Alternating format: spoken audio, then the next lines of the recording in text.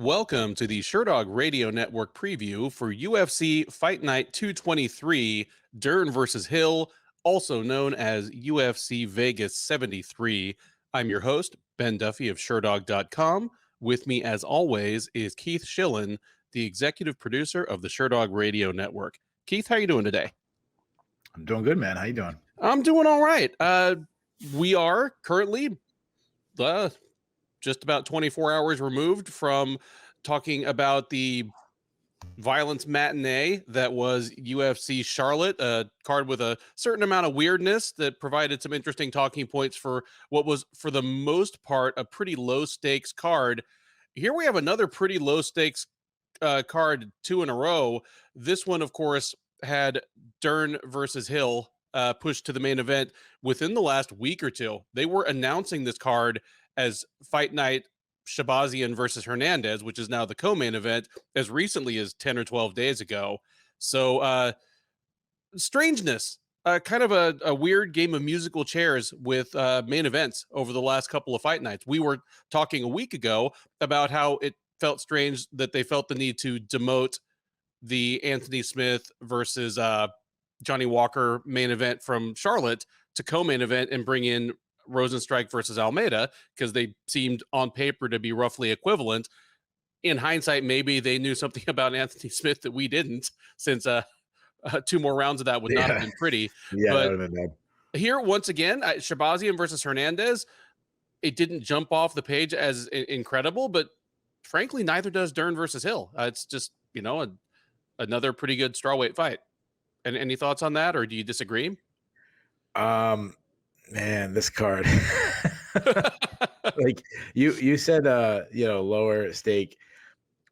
This card makes last week's card look like an International Fight Week stacked pay-per-view. It really does.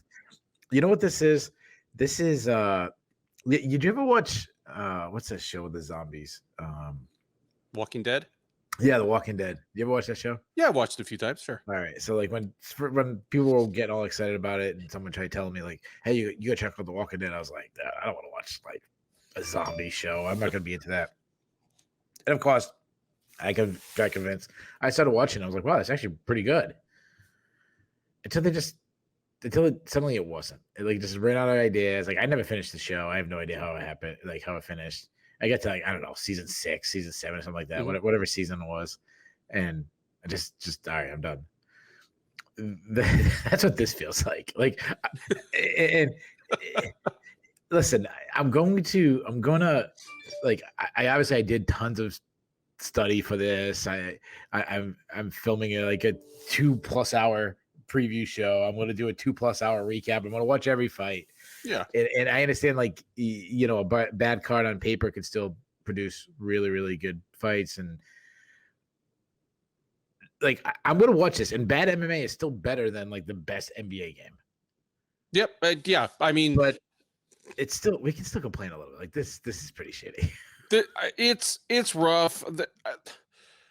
I'm thinking of themes for the card, because the Charlotte card last week had a very obvious theme. It was the old grizzled man card. It had 3 of the most grizzled welterweights in the division, in like Means, McGee, and Brown, and a guy in Alex Morono that he's only 32, but you can tell in 5 years he's going to be another one of those guys. Just, the boot leather and beef jerky type guys. Here, there really isn't. There's a few formerly well-regarded prospects trying to reclaim some shine. I mean, Edmund Shabazian is trying to prove that he's not the bust we thought he might have been 2 years ago. Chase Hooper is hanging on to his job by his fingernails. But that's about it. Aside from that, it's just kind of leftovers night. It's a potluck. Yeah. You know what it feels like? When you're playing with a toddler and they have all those like food, the plastic food, and they're like cooking, like, Daddy, I'm gonna make you a soup, but like nothing makes sense. Like they throw in like a hot dog, an apple, like a T-bone steak. I think a whole thing of McDonald's fries that's just a plastic. Oh my gosh. Yeah. And they're like, yeah, eat this soup that makes no sense. Like that's what this is. It's just like everything else that was in the cupboard. Here you go. You mentioned that this card makes last week's card feel like a major tentpole pay-per-view in comparison. I'm looking at the main card here, and Fialho versus Buckley, because it's two young welterweights that are big knockout artists. That is a fight that I could see sneaking on to the main card of a big UFC pay-per-view. That might be the only fight on this entire card that you could see the UFC putting on the main card of one of its big events of the year. Dern. I think Dern still has some buzz. Maybe Dern and Hill, but yeah, it's just like a really good pay-per-view. Dern and Hill is on the prelims, like the ESPN prelims. Exactly. I even like a big pay-per-view, like Buckley and Fialho could be on like the Fight Pass. Yeah, like whatever whatever the UFC's biggest pay-per-view between here and the end of the year is, whether it's the July one or they go back to Madison Square Garden in November and there's like 2 title fights on the card. Dern versus Hill is like the 4th prelim on that one, the last early prelim, and Fialho versus Buckley is the top prelim because they're hoping for just a gnarly knockout leading into the. I agree. But having said that, I mean, that's probably enough shitting on the card as a whole. Why don't we dig into here and shit on some individual fights? By the way, we are the worst when it comes to promoting. Like, hey, check out this card. Like, we're gonna break down these things for the next 2 hours. This card's terrible, but hey, stick around and watch it for 2 hours. I hope, and it's not for me to say, but I hope that our audience takes that as, when we say a card is unbelievable and a fight is unbelievable, we mean it. We're not just saying that reflexively, because there are some people in the MMA media space, people that I like and I consider friends and I respect, who they're up on the UFC in the corner of the screen every night because they will say nice things about the worst shit. Yeah. Or you have that media member who, a fighter has a terrible performance, but they still tweet something nice about them because they're in with their manager and still wants to get fed those breaking news or something. So they're like, oh, guy got knocked out. Like Gabe Green got knocked out in 14 seconds. Like, you know what? I'm still big on Gabe Green because you know what? He's a guy that go right out there and he's looking to brawl. He's trying to put on a show for the fans, and that's what happens. Like, instead of just saying like, no, the guy gets starts in 14 seconds. It was a terrible night for him. Yeah, I completely agree. And when Karolina Kowalkiewicz and Vanessa Demopoulos are just, when that fight is in the middle of the 3rd round, which it absolutely will be, there's going to be someone like, this is why women's strawweight rules. I'm like, no, this is the worst thing about it. Oh man, let's jump into these prelims before I get myself in trouble by starting to name names.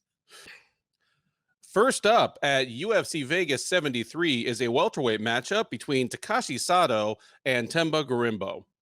Sato, the 32-year-old, is 15-6 overall. He is 2-4 in the UFC, and he is on a 3-fight losing streak, stretching all the way back to the middle of 2020.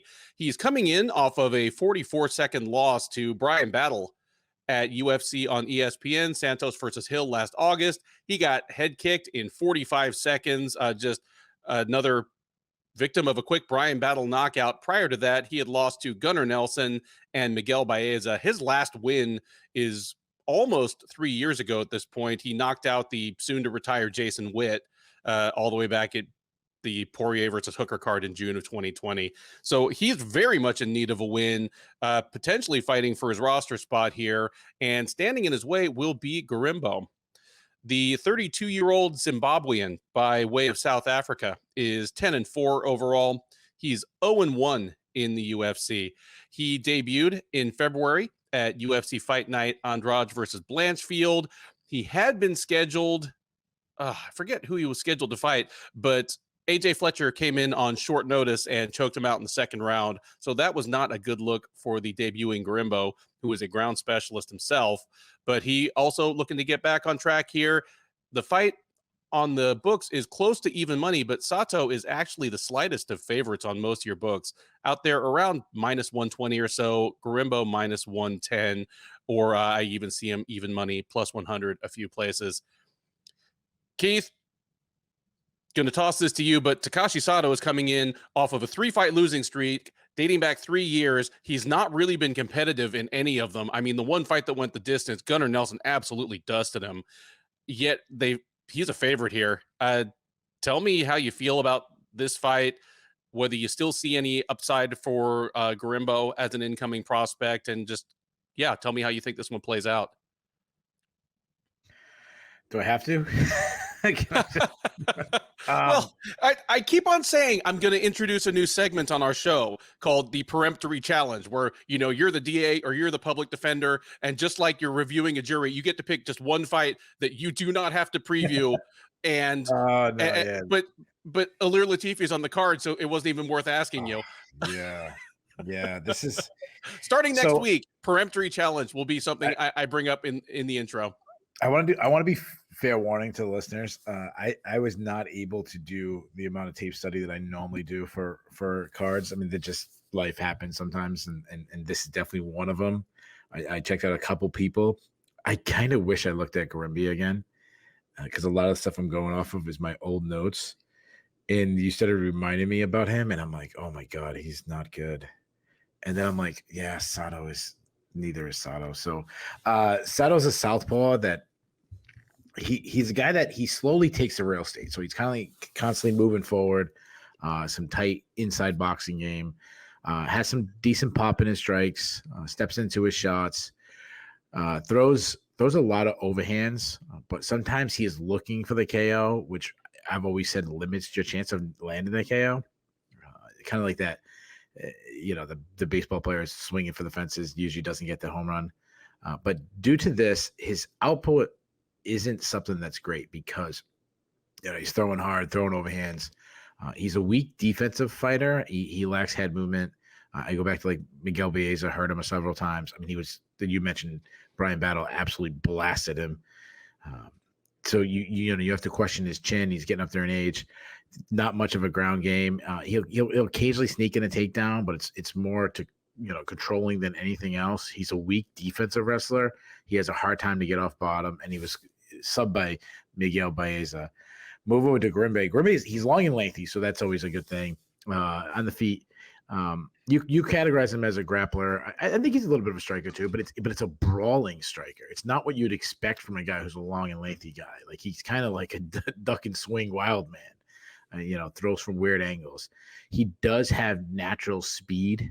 I like his kicks because, you know, obviously long legs. Good entries on his wrestling, though he doesn't. Well, I shouldn't say good. Quick entries. I shouldn't say good, because he'll shoot from way too far away with no setup.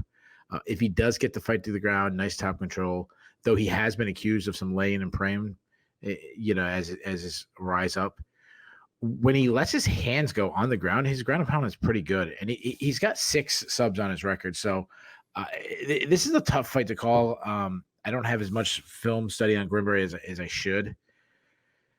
Oh fuck! Like, oh God! I don't make a bet on my pick just simply because just lack of professionalism from me. I didn't study this fight like I should have. I'll go with the natural tools of Gorimbo. You know, he's bigger. He's a guy who will try to get the fight to the ground. I definitely don't think he hits as hard, but based on the weak defense of Sato, based on his chin being checked, based on him giving up reach, I've seen him getting taken down before. If the fight goes to the ground, it's most likely Gorimbo getting there. So adding all that together, I'll say Gorimbo wins the decision. Yeah, I think something that both these guys have in common is the approach and the skills that gave them success on a regional level has not really carried over to fighting UFC level welterweights. Gorimbo, as you know, I mentioned and you kind of elaborated on, he has a ton of submissions on his record.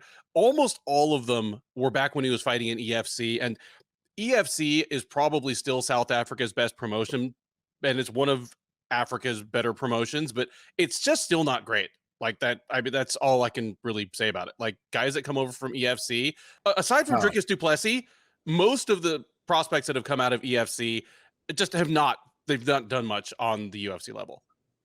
You know, like otherwise you're talking about people like, you know, Dalcha Lungiambula, who've been kind of so at the UFC level. And when Trevor Prangley is on the Mount Rushmore of fighters from your country, it's not.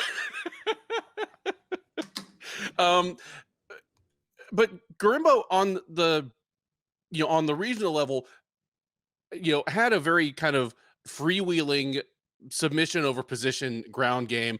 And just because he's a good athlete, you pointed out, like long limbs, kind of opportunistic at sweeping not very good fighters or grabbing guillotines and taking the back in transition. He had good success with that at the EFC level. And going into the fight with AJ Fletcher stepping up on like a week or two notice, I was like, oh man, I'm pretty sure I picked Gorimbo in that fight, even though I like Fletcher, because like Fletcher's a good, powerful wrestler who kind of charges in heedlessly on the feet and on the ground. This is exactly the kind of guy that Gorimbo is going to guillotine, or is going to get tired and Gorimbo is going to take his back and choke him out. And instead, Fletcher grounded him with ease, and he's the one that ended up tapping out Gorimbo with a guillotine choke. That maybe tapped the brakes on Gorimbo as a prospect for sure.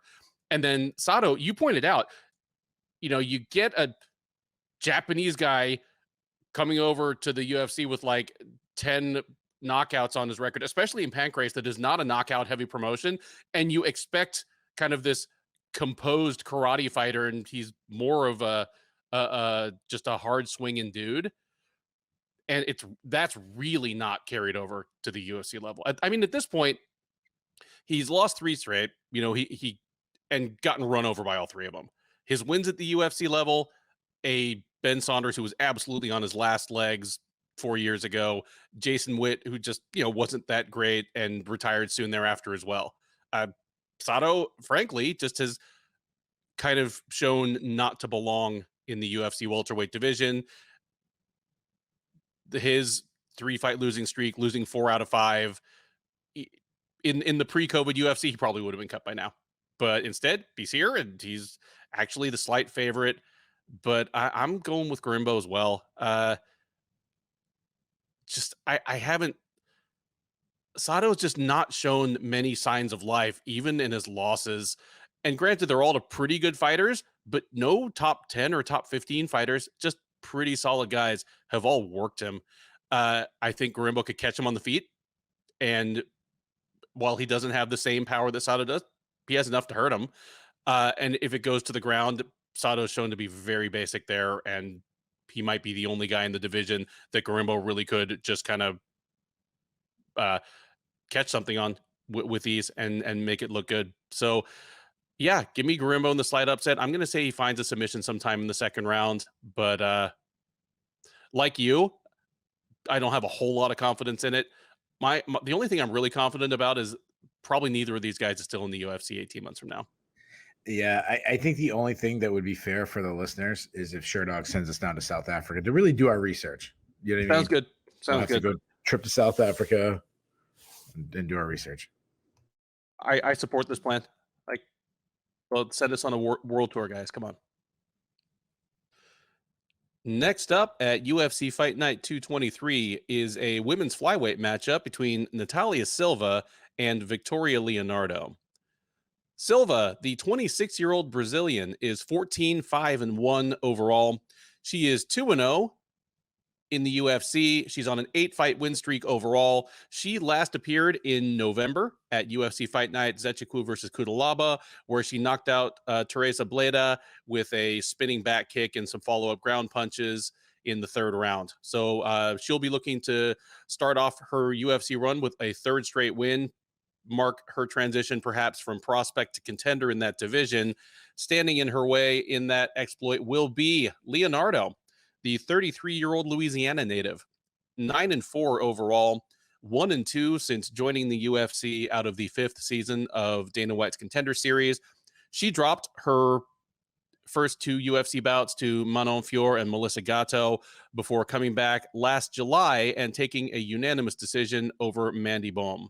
That was at the 2nd UFC London card, the Blaze versus Aspinall one. So she's looking to make it 2 in a row. Decidedly not favored to do so. Natalia Silva is the biggest favorite on the card. She's out. There's a wide range, as there often is, with a favorite this big, but a good median is minus 750 or so. Leonardo plus 550 on the comeback. Keith, that line seems to reflect people being pretty high on Silva as a prospect. It's hard not to be. She's just 26 years old, just turned 26 a couple months ago. She's on an 8-fight win streak, including some pretty good fighters in Jungle Fight.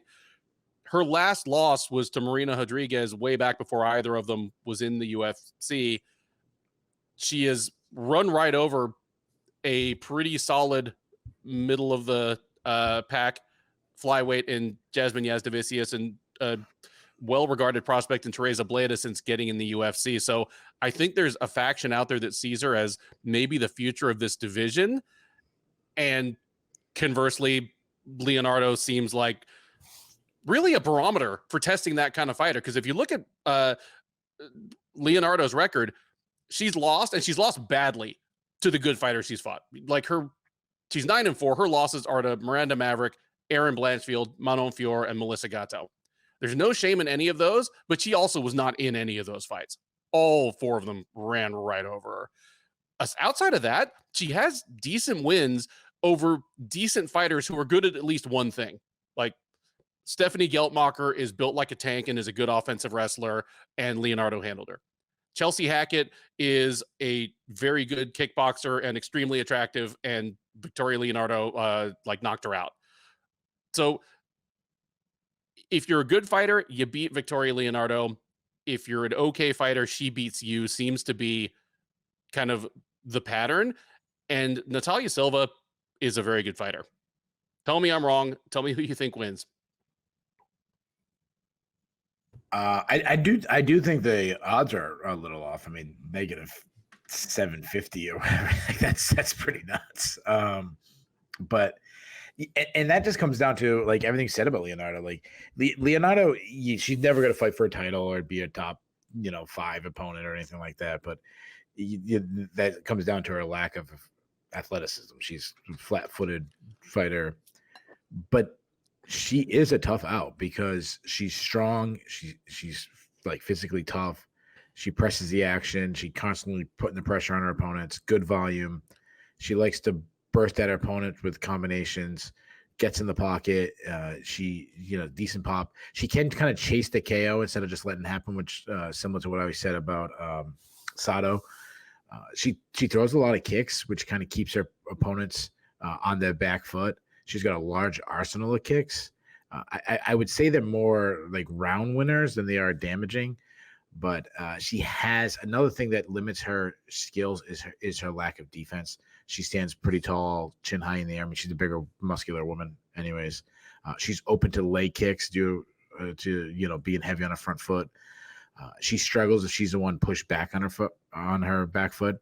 She uses her strength well in the clinch. She can grind in there.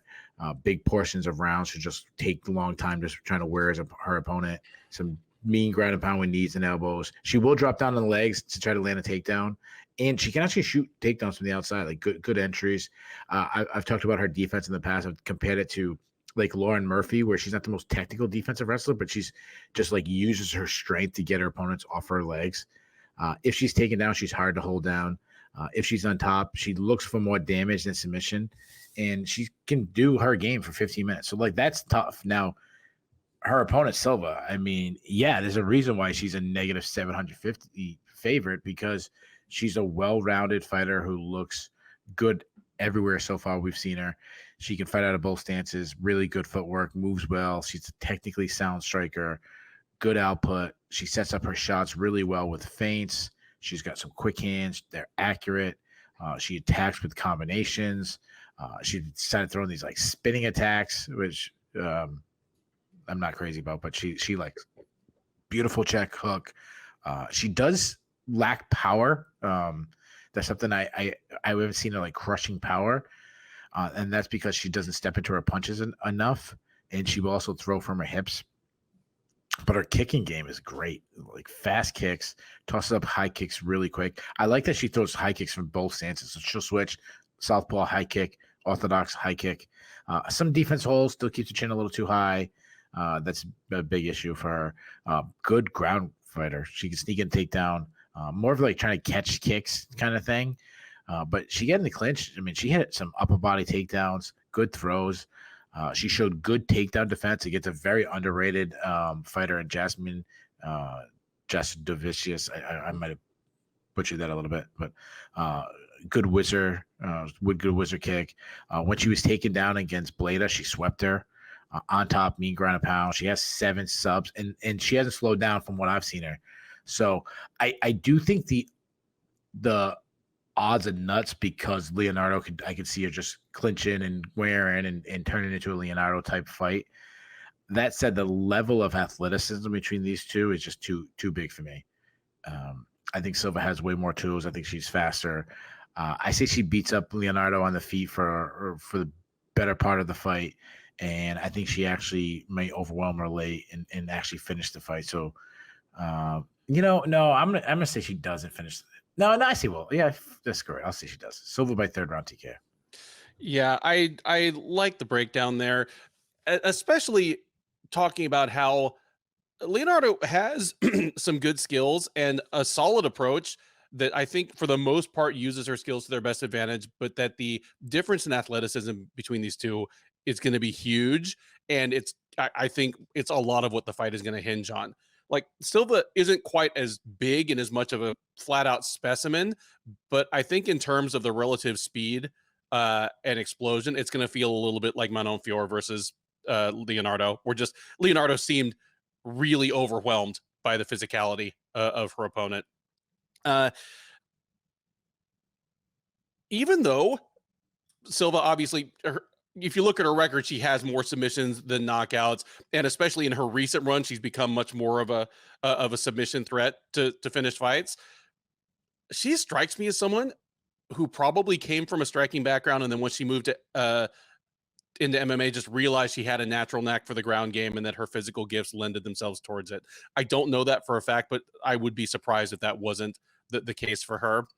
I agree that that's a really wide line for someone as young and relatively unproven as Silva.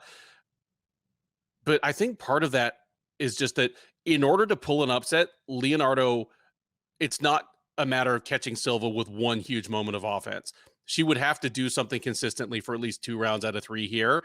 And unless Silva really stumbles, I find that hard to picture. So I'm with you here. Leonardo is generally a tough out, but I think that just makes her an appropriate test for a prospect like Silva at this point in her career. Give me Silva to kind of overwhelm Leonardo.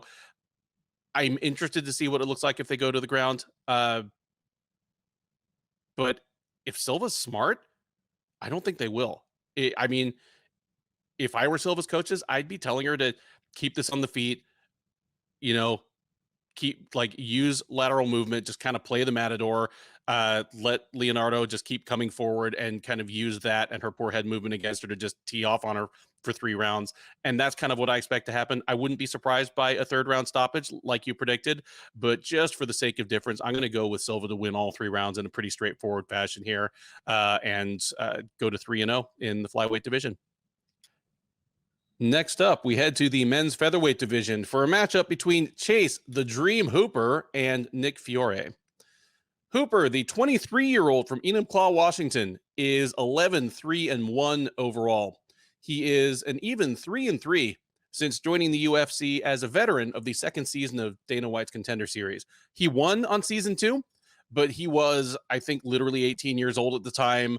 And that's back when not everybody who won on the Contender Series got signed. So they sent him back down for some seasoning. He won 2 or 3 more fights, then was signed by the UFC late in 2019.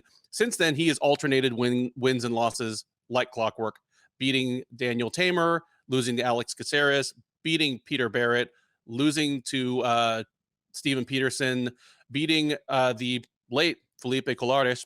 Rest in peace. Felipe Colares died within the last week to 10 days. And then in his most recent outing, he lost to Steve Garcia by 1st round TKO. That was at UFC Fight Night Cater versus Allen last October. He will look, I'm sure he's hoping to keep the pattern going and get back in the win column against Fiore. The 25-year-old from New Hampshire is 6-1 overall. That's the good news. The bad news is that the one was his last appearance.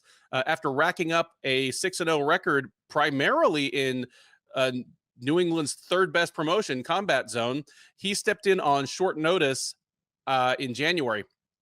Stepped in for Omar Morales, who dropped out of his fight with Mateusz Rebecki. Fiore comes in on, I think, a week's notice, drops a unanimous decision. So he is coming off his first career loss and looking to get back in the win column. He is actually favored to do so. Keith, Nick Fiore is your slightest of betting favorites. He is -120, Hooper -110 in a near even money fight. Keith, between segments here, you use an adjective to refer to this fight that I won't repeat unless you want to repeat it. But I mean, tell me who wins this one. I feel like Chase Hooper is about as known a quantity as you can have from a 23-year-old kid. Nick Fiore, on the other hand, it's harder to tell what he's all about, considering that his only UFC fight was up a weight class on short notice. Yeah, who gets it done here? And yeah, I mean, honestly, like, do you think Nick Fiore sticks in the UFC, win or lose here? I think he's somewhere between his ceiling being Mateusz Rebecki and his floor being Jay Ellis. So that's okay. I mean, that's a pretty broad range. You're not really stepping. That didn't help. Yeah. I love when you described him and you gave your breakdown of you mentioned he's from New Hampshire. And then shortly after you go, that's the good news. I meant the good news was that he was 6-1. Oh, not that he's from New Hampshire. I was like, well, I mean, I guess the good news is that he trains with Henzo Gracie, New Hampshire, and with New England Cartel, not at the bus stop with Jay Ellis. Yeah. He's from New Hampshire, and I'm like, usually New Hampshire that doesn't go set up well for MMA, but I'm like, what's good about New Hampshire? Like you get the best fireworks in southern New England from New Hampshire. That's where all the people go. So, I mean, this is the right time. I mean, maybe this is the right time to get fireworks. See, so that is that what the dynamic is? Because places I've lived, when I lived in Utah, we drive across the border to Wyoming to get lottery tickets and fireworks. Yeah, living in Houston, I drive across the border to Louisiana if I want margaritas at a drive-through. So the good fireworks are in New Hampshire, huh? Yeah, and I would rather see Nick Fury trying to sell fireworks, and then Chase Hooper going across the border looking like he's 15 years old trying to buy the fireworks. Like they could be a whole reality show. Remember when Chase Hooper was pretending to be Ben Askren's son? That was pretty funny, actually. I thought it was funny. The sad thing is, though, I think Ben Askren's son has a better chance of winning a fight in the UFC right now than because I'm assuming Ben Askren's son is a dope wrestler. Like, I don't know how old he is, but I'm assuming Ben Askren's a fantastic, obviously one of the greatest wrestlers of all time, but he has his own team, and it's especially the high school level. Anyways, this fight. Chase Hooper he's a southpaw that isn't an athlete at all. Despite his long range, he has terrible stand-up skills. He does march forward with good output, throwing straight punches down the pipe, but his strikes, they seem like, as he's gotten older and he should be getting into his prime, his strikes seem slower. They have no power. He just arm punches. You go back to the Alex Caceres fight. He just kept throwing the same 1-2 combination, and Alex Caceres was just blasting him. And the only thing that was worse than his offensive striking is his defensive striking. He got absolutely butchered by Steven Peterson, by Steve Garcia. He has no head movement. He doesn't react to punches well at all. He flops around, spins. He looks like what my son does when we're having a pillow fight and I hit him with a pillow and he completely spins all the way around when I hit him. Chase the pillow fighter Hooper. All right. He wants to grapple, but he's a weak wrestler. I'll give this. He is a little relentless to get it there. Willing to pull guard, Imanari roll, stuff like that. He'll even just try to like bull rush his opponent. And if he gets the fight to the ground, he has pretty busy ground and pound. And his subs are. I mean, he competes in grappling, tournaments or super matches and stuff. He took Alex Caceres back a few times, which is very impressive. He's aggressive to get the submission, using his long arms and his long legs to lock up a submission. We've seen him do it against like Peter Barrett come from behind based on that like funk style grappling, hips always moving. But his submission can come from anywhere, so I give him that. And he has good cardio. I like that. Now, Fiore, before fighting the UFC, he was facing nobodies. And I don't mean, well, I was gonna say I don't mean that in an insulting way, but I don't know how else you take it if you're. I was being off the cuff when I called Combat Zone New England's third best promotion, but it might not even be that. Oh no! Like this better. This smoker is better than Combat Zone. It's better than better than NEF. No, I think NEF is better than it. Oof. It's sub Chinese restaurant level. Okay. I think it's better than Kip Cola's organization. And I like Kip Cola. I actually really like Kip Cola, but Kip Cola, I love the guy, but he is the classic promoter because right now everybody other than like Southern New England people have any idea who I'm talking about, but he's a guy who like he'll have like 4 MMA fights on the card, reality fighting. That's it, reality fighting, and then he'll have 20 jiu-jitsu matches, so the jiu-jitsu people can get their friends to come and sell out the arena. Like, good for you, dude. Smart, very smart on your part. Anyways, Fiore, like he's a big guy. I mean, he was up in weight class and he wasn't undersized, so he's not a great athlete, but he does have some pop. I mean, like as much as I dogged. I don't know if you remember, but I dogged Fiore in the preview harder than I probably dogged anybody. Yep. In history. And to his credit, he didn't have a good showing. So please, pump the brakes a little bit. But like he hurt Rybicki. Like he had moments in the fight, which is good. The problem is he has a lot of defensive issues. He pulls his head straight back on the center line. He kept doing this like turtle defense, which is you can't do. You can't pillar up and turtle. He left him open to body shots and really easy to counter. He has a lot of kicks. He likes kicks up the middle. He will shoot for a takedown, but he definitely is more of a BJJ grappler type fighter than a wrestler. I would say he's a weaker wrestler. You see that because he really telegraphs his entries. He'll shoot from too far away, no setup. He's got weak takedown defense, but he is a BJJ black belt. Some pretty good subs off his back, but he gassed out in his UFC debut. But again, we'll give him a little bit of passes. He took it on like that week's notice. I do want to say like he is a BJJ black belt, but if it's a straight jiu-jitsu match, I would probably trust Chase Hooper a little bit more. This fight shouldn't be on a UFC card. It should be on a regional card. This should be headlining a reality fighting because they're just not UFC level guys. So I'm really torn because I've seen Chase Hooper have moments in the UFC, like the Alex Caceres fights where he didn't win, but he had moments. But his last showings have been so bad. Yeah. And the one thing I can say about Fiore is he does have some pop. Oh, fuck, dude. I knew you were going to have an existential crisis over this because I thought you were going to pick Fiore, and I knew it was going to hurt. I want to take him, but fuck it, I'm going to take him. I say he knocks out Hooper in the second round.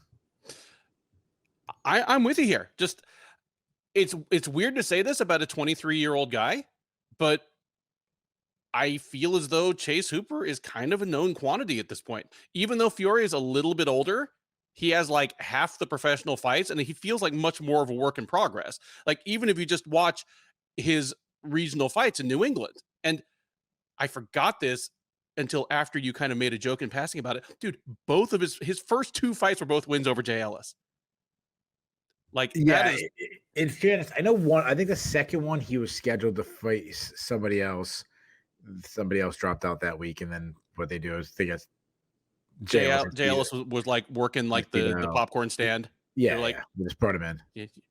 Can you borrow some shorts? Can get in here. Uh, uh, but even though Fiore's a little bit older, he has half the fights, and you can see progression from one fight to the next. Like, he looked better in his UFC debut against Robeski than his last couple fights in Combat Zone would have led you to believe. He seems like a guy who's improving. Whereas Hooper, you pointed it out, he's stagnant. He's 23 years old, and he's already kind of fallen into some ruts. You nailed it perfectly. He has the defensive liabilities of a bad tall fighter without any of the offensive weapons to go with it. Like, he makes all the same mistakes that like Julian Erosa does without any of just the lethal offense to offset it. Like, on the feet, he is built just to distribute highlights to his opponents. On the ground, he's, a good grappler. It's what he stood out as a teenager on the Contender Series, but he still hasn't really developed a wrestling game to consistently get the fight to the ground where and how he wants it. So he's reduced to things like sliding for leg locks, pulling guard, that unless you're Ryan Hall, and even if you're Ryan Hall, just don't work on UFC level 145, 155 pounders. I'm with you here. It's hard to feel super confident in either guy, but when I think about the things Chase Hooper would have to do to win, they all involve Fiore making a mistake, and kind of a bad mistake. Otherwise, I think Fiore kind of cruises to a decision. If it stays on the feet, just they'll both have their moments, but Fiore lands harder. If it goes to the ground, I think Hooper has the advantage, but not such a huge advantage that it's like when Damian Maia finally sucks Jorge Masvidal down to the ground. You're like, oh, well, this shit's done now. So yeah, I'm going with the odds here. And honestly, I think the line is about right. Like, I'm slightly more confident in Fiore. Give me Fiore to win at least 2 rounds out of 3. It'll be interesting if it goes to the ground, but if he does what's good for him, he'll just keep it on the feet and kind of piece Hooper up.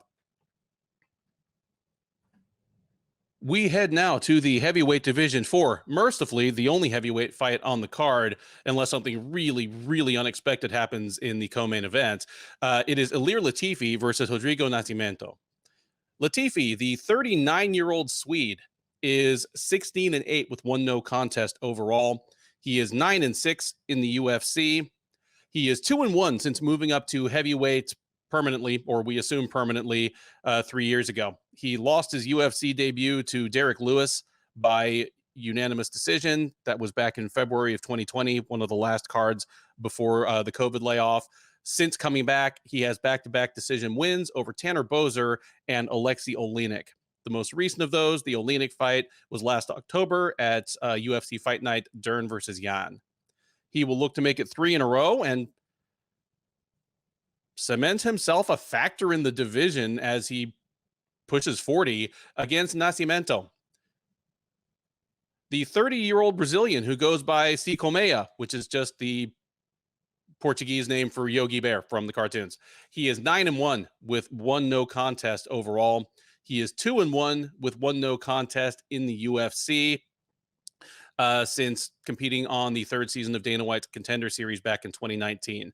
He is coming off a win. It was a split decision win over Boser at UFC Fight Night Sandhagen versus Song last September. Odds here do favor Nascimento, but not overwhelmingly so. He is minus 180, Latifi plus 150 on the comeback. Keith, this will certainly be one of the more humorous looking fights in the face-off after the weigh-ins and as they step into the cage, as Nascimento is gigantic and Latifi is only gigantic in one direction. But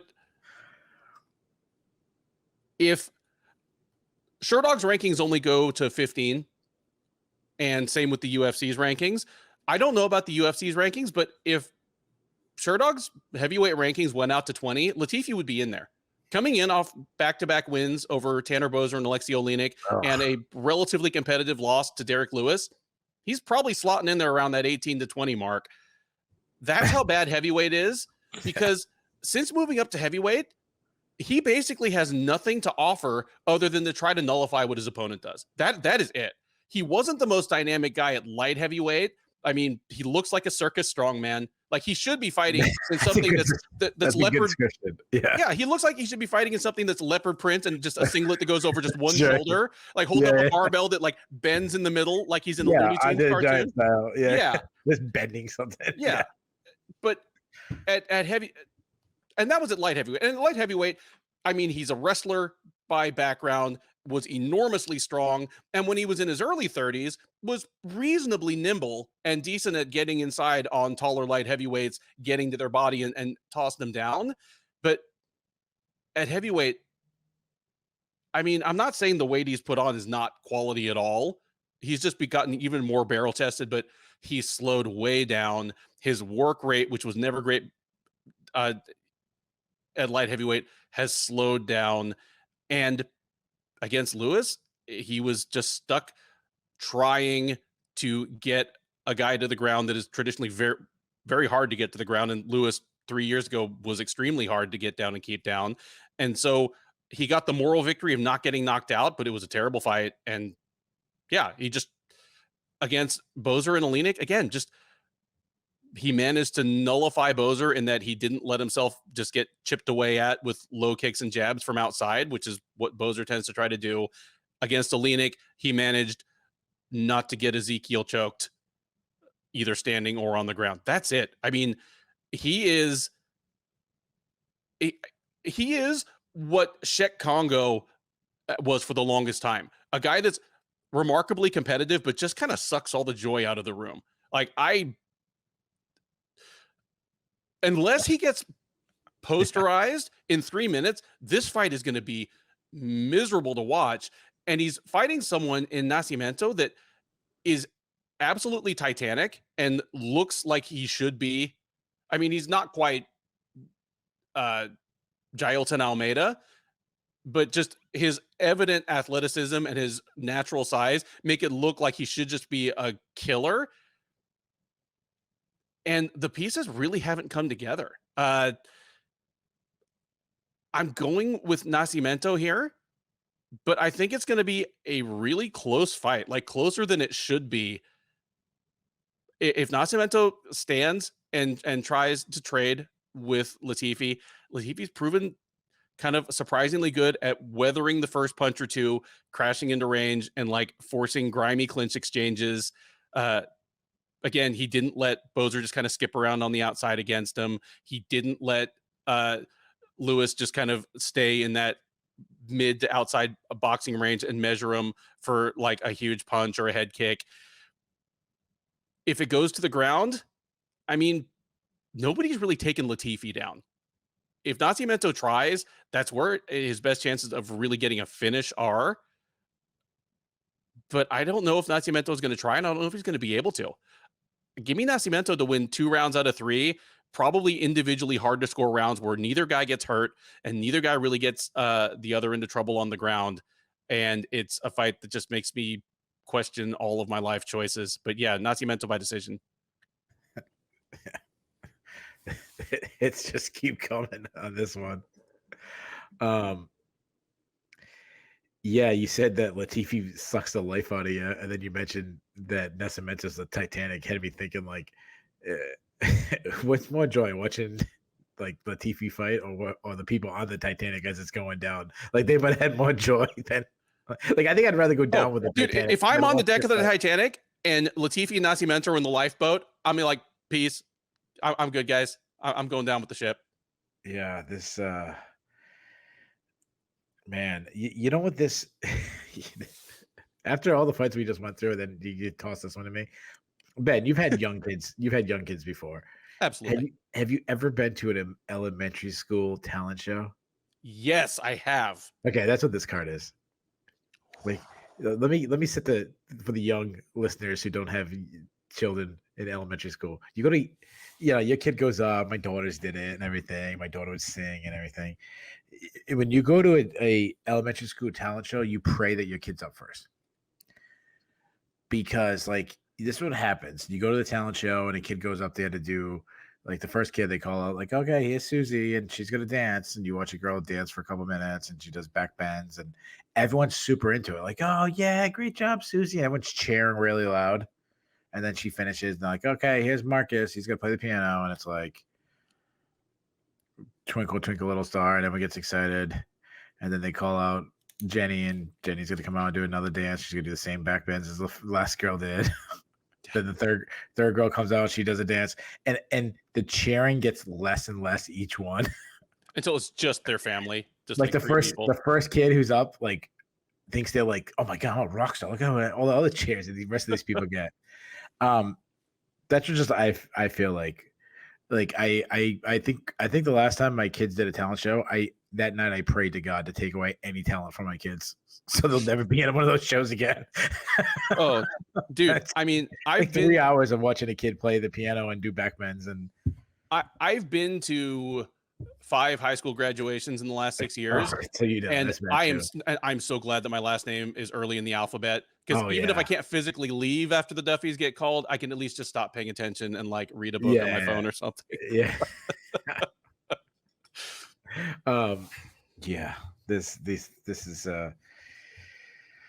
yeah. So can I just solve all talent shows real quick? Mm-hmm. If you have multiple dance acts, just put them all together in one dance. Like, okay, like 4th grader with the 2nd grade, you guys are all in one act. You guys are all going to dance together.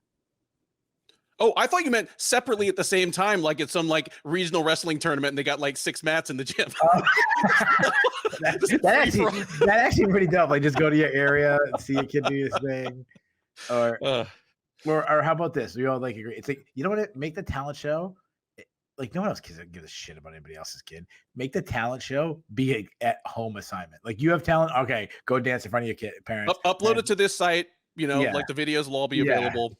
Yeah, there you go. And if you really want to watch other kids do the back bends, okay, go to the website. Dude, people are going to see this finished preview and they're going to be like, how did they talk about Latifi versus Nascimento for 18 minutes? And then they're going to shoot it and we're like giving our ideas on how to fix elementary school talent shows. I think I'd rather see Nascimento and Latifi in a group dance. And by the way, if you're watching this and you're like, well, what if my kid is actually super talented? Like, no, that makes it even worse, because then the other parents are mad. Yeah, no, and your kid is not super talented. It's not. Like, you think it is, it's not. Anyways, all right. I mean, Latifi, he is fucking. Don't really have to break down Latifi. I'm not breaking this fight down, and I'm not breaking it down. I'm not high on Nascimento, but I've completely given up on Latifi. I say we get a brawl.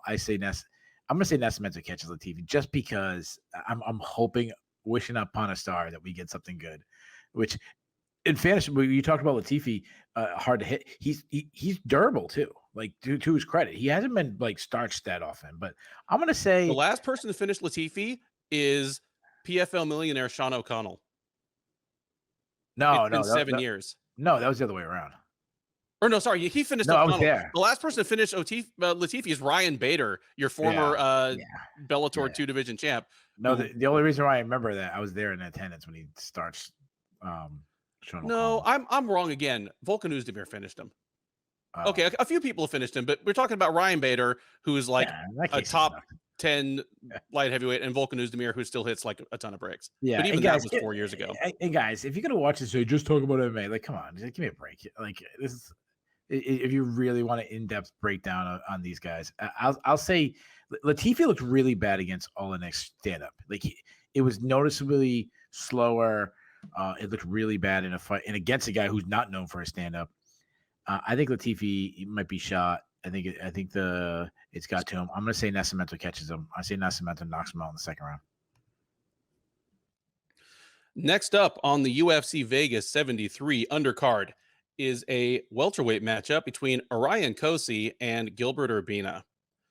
Cosce, the 28-year-old from Northern California, is 8-1 overall. He is 1-1 since joining the UFC out of the 2020 season of Dana White's Contender Series.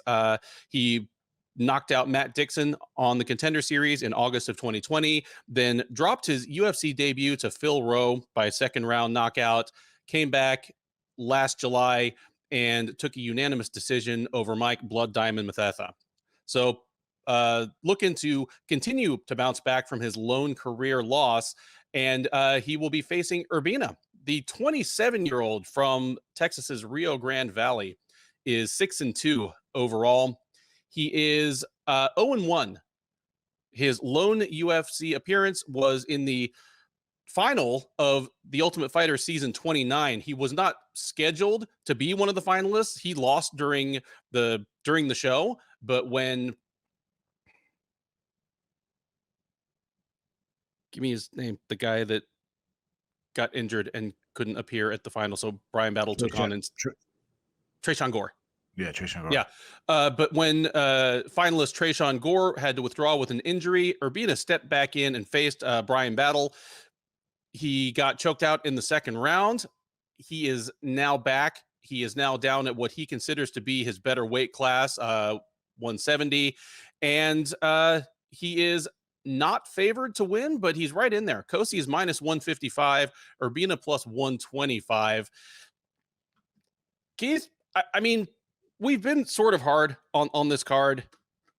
Just, you know, the low stakes, the kind of level of fighters that are here and what they're fighting for.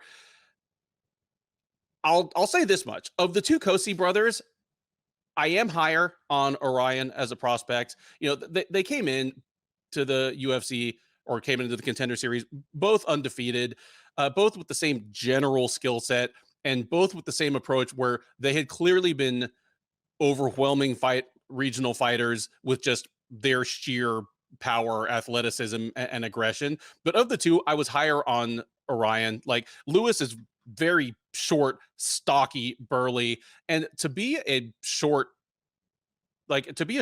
muscular fighter at kind of 155, 170, 185, it only really goes if you have a super elite component skill or you have Michael Chandler type athleticism, and it's on you to prove that to me. Like, Orion looks to me more like a UFC welterweight, and it takes more than the eyeball test, but I mean, thus far I think it's held true.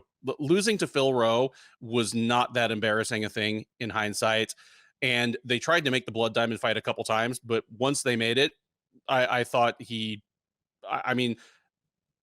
fought and handled Blood Diamond exactly like you would want to fight a decorated kickboxer coming over. I thought it was a good performance by him. With Urbina, man, when he showed up on the Contender Series, I was like, how is he still fighting? And how does he only have like 6 fights? And then I remember there's 3 Urbina brothers, and he's the youngest of them, just because they're all visually kind of similar and all have kind of a similar approach. I don't think either of these guys are probably top 10 fighters at 170. Just 170 is too good a division. We've mentioned before, you can make your argument for anything from 135 to 170 being the best division in the UFC, but 170 has traditionally been the hardest to break into the top 10. Just, you have to string together too many wins in a row. One mistake can cost you too much. And the top echelon of the division is traditionally stocked with really good wrestlers. So this is a fight to kind of prove me wrong, and a fight to stay on roster and hope you keep developing. They are 2 young fighters. Urbina at 170 is a tall, rangy guy who he has, you know, I think his striking is decent. He uses his reach reasonably well. He's not great at keeping wrestlers off him, which is, again, going to be poison for anyone trying to make it into the top 15 or top 10 at 170. It's worth noting that his one loss before Tough was to Sean Brady, who is a very good wrestler and did exactly that to him. Here, I think he's going to have that same problem with Cosce. Both Cosce brothers, to me, are classic aggressive wrestle boxers. They had, I mean, just right out of the mold that's worked in the UFC ever since about 2004. I expect Cosce to come forward, you know, behind a decent 1-2. Look to land his overhand right. Look for a chance to shoot. He's good at getting takedowns from the clinch as well as from a pretty good double leg that he chains well into a single, and doesn't run out of ideas if he doesn't get it immediately. I expect he'll be able to get Urbina down. So Urbina's routes to victory here, they include catching an opportunistic submission like guillotining Cosce on the way in, or taking his back off a blown takedown if Cosce just kind of hangs out too long, which isn't usually a problem for him unless he's tired, or catching him with something big on the feet. And that isn't really Urbina's game. Like, he has decent pop, but he doesn't have single strike fight changing power for the most part. So give me Cosce to win by decision here. I almost hope it goes to decision. I don't say that very often, but of the two of these guys, I think Cosce has the greater upside. So I'd like to see if he makes weight and then has 3 rounds worth of solid cardio in a fight where he does have to wrestle quite a bit. So give me Cosce by decision. I wouldn't be surprised if he kind of has to hang on in the 3rd round, but Cosce gets his hand raised at the end. Yeah. This is, to me, is one of the more intriguing fights on the card because of the question marks based on 2 younger fighters, very inexperienced. Both have showed promise. So, and based on what we had lining up before that, you get really excited for a fight like this. Urbina, obviously, he made the finals of the Ultimate Fighter again. Fill-in, but it is what it is.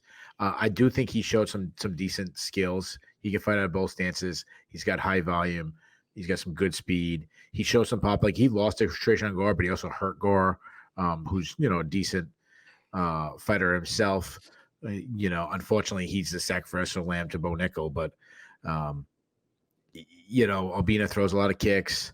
He has some holes defensively. He drops his hands. He keeps his chin high in the air. He throws some naked leg kicks. He's a good grappler. I haven't seen too much from him in the grappling, but he's got a couple submission wins. He got a sub win on the Ultimate Fighter, so you like that. Cosce, southpaw, high output fighter, just kind of swarms his opponent that you mentioned. Big power. He does telegraph his shots by loading up so much, and he throws so hard he'll actually knock himself out of position. He's wild, but if he connects, he puts your lights out. Mean kicks. He does need to improve his defense. This last fight, he was really pillaring a lot, turtling, which was leaving him open to be kicked, leaving him open to be ripped to the body, to even be taken down. He does throw a lot of kicks, which I like. He can battle in close quarters.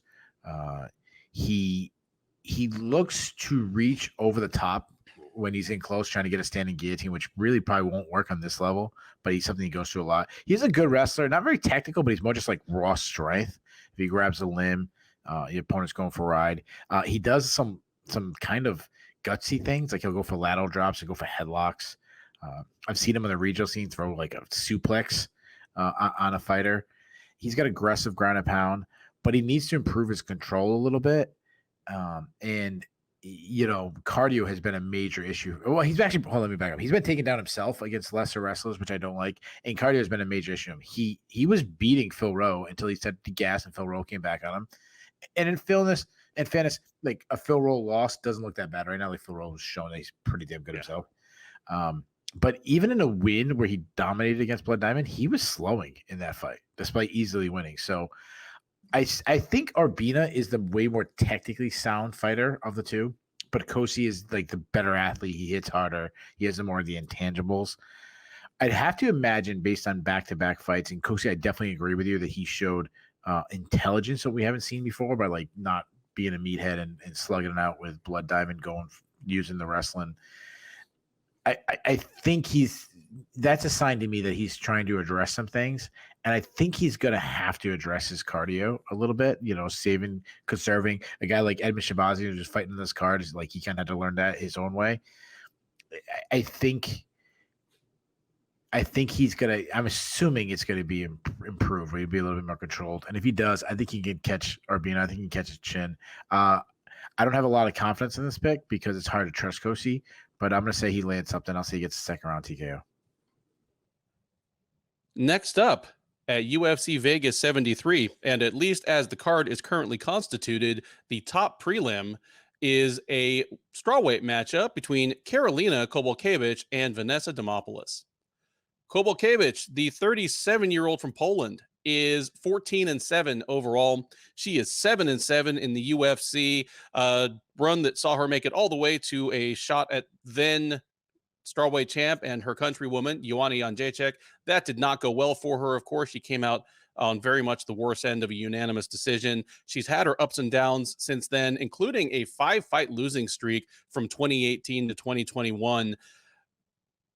I can't be the only one who kind of assumed she had quietly retired on the tail end of that losing streak, but she was never officially cut that I'm aware of. She came back last year and she's won back-to-back fights. She fought last June at UFC Fight Night Volkov versus Rosenstrike, choking out Felice Herrig in the second round, then fought again at UFC 281 in November and took a unanimous decision over Silvana Gomez Juarez. The 37-year-old will look to make it an improbable 3 in a row at the expense of Demopoulos. The 34-year-old Ohio native, I believe by way of Colorado, is 9-4 overall. She is 3-1 since joining the UFC as a veteran of the 5th season of Dana White's Contender Series. She appeared on the Contender Series where she lost to Corey McKenna, so she went back to LFA, fought a couple more times, met Lupi Godinez, who appears later on this card, but was picked up by the UFC late in 2021. She dropped her debut to JJ Aldrich. Since then, she has strung together 3 straight wins, those being Gomez Juarez, Jin Yu Fry, and Maria Oliveira. The most recent win, the Oliveira win, was a unanimous decision at UFC Fight Night Zechikwu versus Kudalaba last November. Odds on this one? Keith, I'm going to throw out the line. You tell me who's the favorite and who's the underdog. The favorite is -140, the underdog +120. Kowalkiewicz is the favorite. You are correct, sir. Kowalkiewicz is the favorite. About Kowalkiewicz, and I am going to flip this to you first, but just making the observation, for as many negative things as I found myself putting down on my notes as I prepared to talk about Kowalkiewicz, kind of the same as Ilir Latifi, she's on a 2-fight win streak. She's not fighting for her job here. And both these people are in a division where, given their own past and the state of the division, if they win another one in a row, they're going to be ranked. Like, tell me what happened. Oh, and both of them are going to look really funny facing off with their opponent because of like the difference in kind of like body type and proportions. Anyway, tell me who wins this one and how it looks. Yeah, this is one of the toughest fights in my opinion to pick on the card, based on not having a lot. Not having a lot of confidence in either fighter. Kowalkiewicz, yeah, she's on a nice little run right now, but she's never been a great athlete. She's kind of flat-footed. She is a high volume striker, definitely like a Muay Thai style to her. Throws combinations, but she's always lacked power. That's because she doesn't really step into her shots. She doesn't really sit on her punches. She kind of arm punches, throws some kicks, but definitely not like a big kicker. Or let me rephrase that. Not a hard kicker. One position that Kowalkiewicz doesn't get enough credit in, which probably goes to where you're talking about not going to be the most fun, is she's a very underrated clinch fighter. She gets inside. She can grind inside. She can dirty box. Kind of someone. She reminds me a little of Holly Holm, not in the sense where they fight, but the way how they're viewed, where they're both viewed as this like dangerous kickboxer, and it's like they'll spend a lot of time grinding and being good in the clinch. She beat up Felice Herrig in the clinch. She was framing, landing elbows and stuff. She suddenly hit a foot sweep, which I did. I love that. She has been looking to wrestle more. We saw that against Herrig. We saw that against Silvana Gomez Juarez. She subbed Herrig in their fight, but like, don't get too excited. She has 2 submission wins in her career, so I don't think she's suddenly Mackenzie Dern. Plus, she also was submitted just 2 years ago by Jessica Penne, and she looked terrible in that fight. So, Demopoulos has improved as a striker, but it still has like a very long way to go. Things she does right, she keeps things tight. She has a pretty solid right hand. We saw that, her showing some power against Jin Yu Fry, where she buckled Jin Yu Fry in that fight. in fairness, I do think Ginger Fry should have beat her. I thought she won that fight, but it wasn't a robbery or anything like that. I like that she dips down like she's going for a takedown, and then she throws an overhand right because obviously people expected her to go for a takedown. But the negatives is she's a bit of a brawler, and she lacks defense, so she gets tagged up. To her credit, Vanessa Demopoulos can take a beating. Like she's a tough woman. Like we make jokes about the stripper and all that stuff. Well, I mean, she's literally fighting a pole. I mean, she has plenty of experience with them. Yeah. Jesus, that's good. Well done, man. Thank you. But I mean, she like, but to her, like we don't talk about how tough she is. She'll eat some shots, like, and she'll be bloodied, and she's also good in the clinch. Like she can dirty box in there. Her biggest issue, though, besides obviously, I think her striking needs to improve in the defense, but she wants to get the fight to the ground, but she isn't a strong wrestler. She's definitely a grappler with no wrestling. She's a Kron Gracie, like, and I'm not saying everything's equal. I'm not saying she's Kron Gracie when it's one, but you get my point is like, she wants to get the fight to the ground and she can't get it there. She will shoot from distance without a setup. She'll try to pull guard. She'll Imanari roll. But she's a very good grappler. I mean, she's got incredibly dexterity. She's won some huge tournaments. She can kind of catch a submission from everywhere. She's become a little bit of an armbar specialist. She likes to get a lot of armbars. So as far as prediction, I hate this fight. I think Demopoulos is improving on the feet, but I still favor Karolina there. I think we should get some interesting battles in the clinch, but I still think Karolina is probably too strong in the clinch. If Karolina looks for takedowns like she has recently, though, that'll play right into Demopoulos' hands. So something that she probably want. I like that she's becoming more well-rounded by adding in wrestling and keeping her opponents honest. Might not want to do that against Demopoulos. I think Demopoulos has the best chance of finding the finish based on, I do think she's probably, even though Karolina is known for her kickboxing, I actually think Demopoulos might be the harder hitter. And even though she's smaller than her and not as technically sound, and then obviously she has the better submission skills. I can't, while Karolina looks like she's turned the corner, she has beaten some really lower, this run she's on has been, Fleecehair was pretty much retired when she fought her. I can't get Jessica Penne submitting her out of my mind. And it wasn't that long ago. I can't see why Demopoulos can't do the same thing. So I'm gonna go with a slight upset, and I've never been that high in Demopoulos. I've never been like she's not one of my people. I don't know if I've ever picked her on the show, but I may have. I'm not sure, but I'm gonna take the Demopoulos. I'm gonna say Demopoulos gets a submission. I say she wins by first round sub. All right. We finally have some disagreement on this card. If you've been watching this thing just from the beginning straight on, first of all, sorry. And second of all, you may have noticed that Keith and I have agreed on all 5 fights so far. Here is where we diverge, even though I agree with Keith on basically all the major points of his breakdown. To describe Karolina Kowalkiewicz as high volume, low power does not even do her justice, because she came to the UFC known as a kickboxer, a Muay Thai style kickboxer, ahead of her title shot against Joanna Jędrzejczyk. The UFC hammered on the idea that she was the only woman in the division with a higher strikes landed per minute than Jędrzejczyk. And I don't know if it was a UFC record, but I know it was the best in the entire promotion at the time. She was like something like 12.5 strikes per minute, which is ridiculous. But she literally has stopped one opponent with strikes in her entire career, and it was in her debut.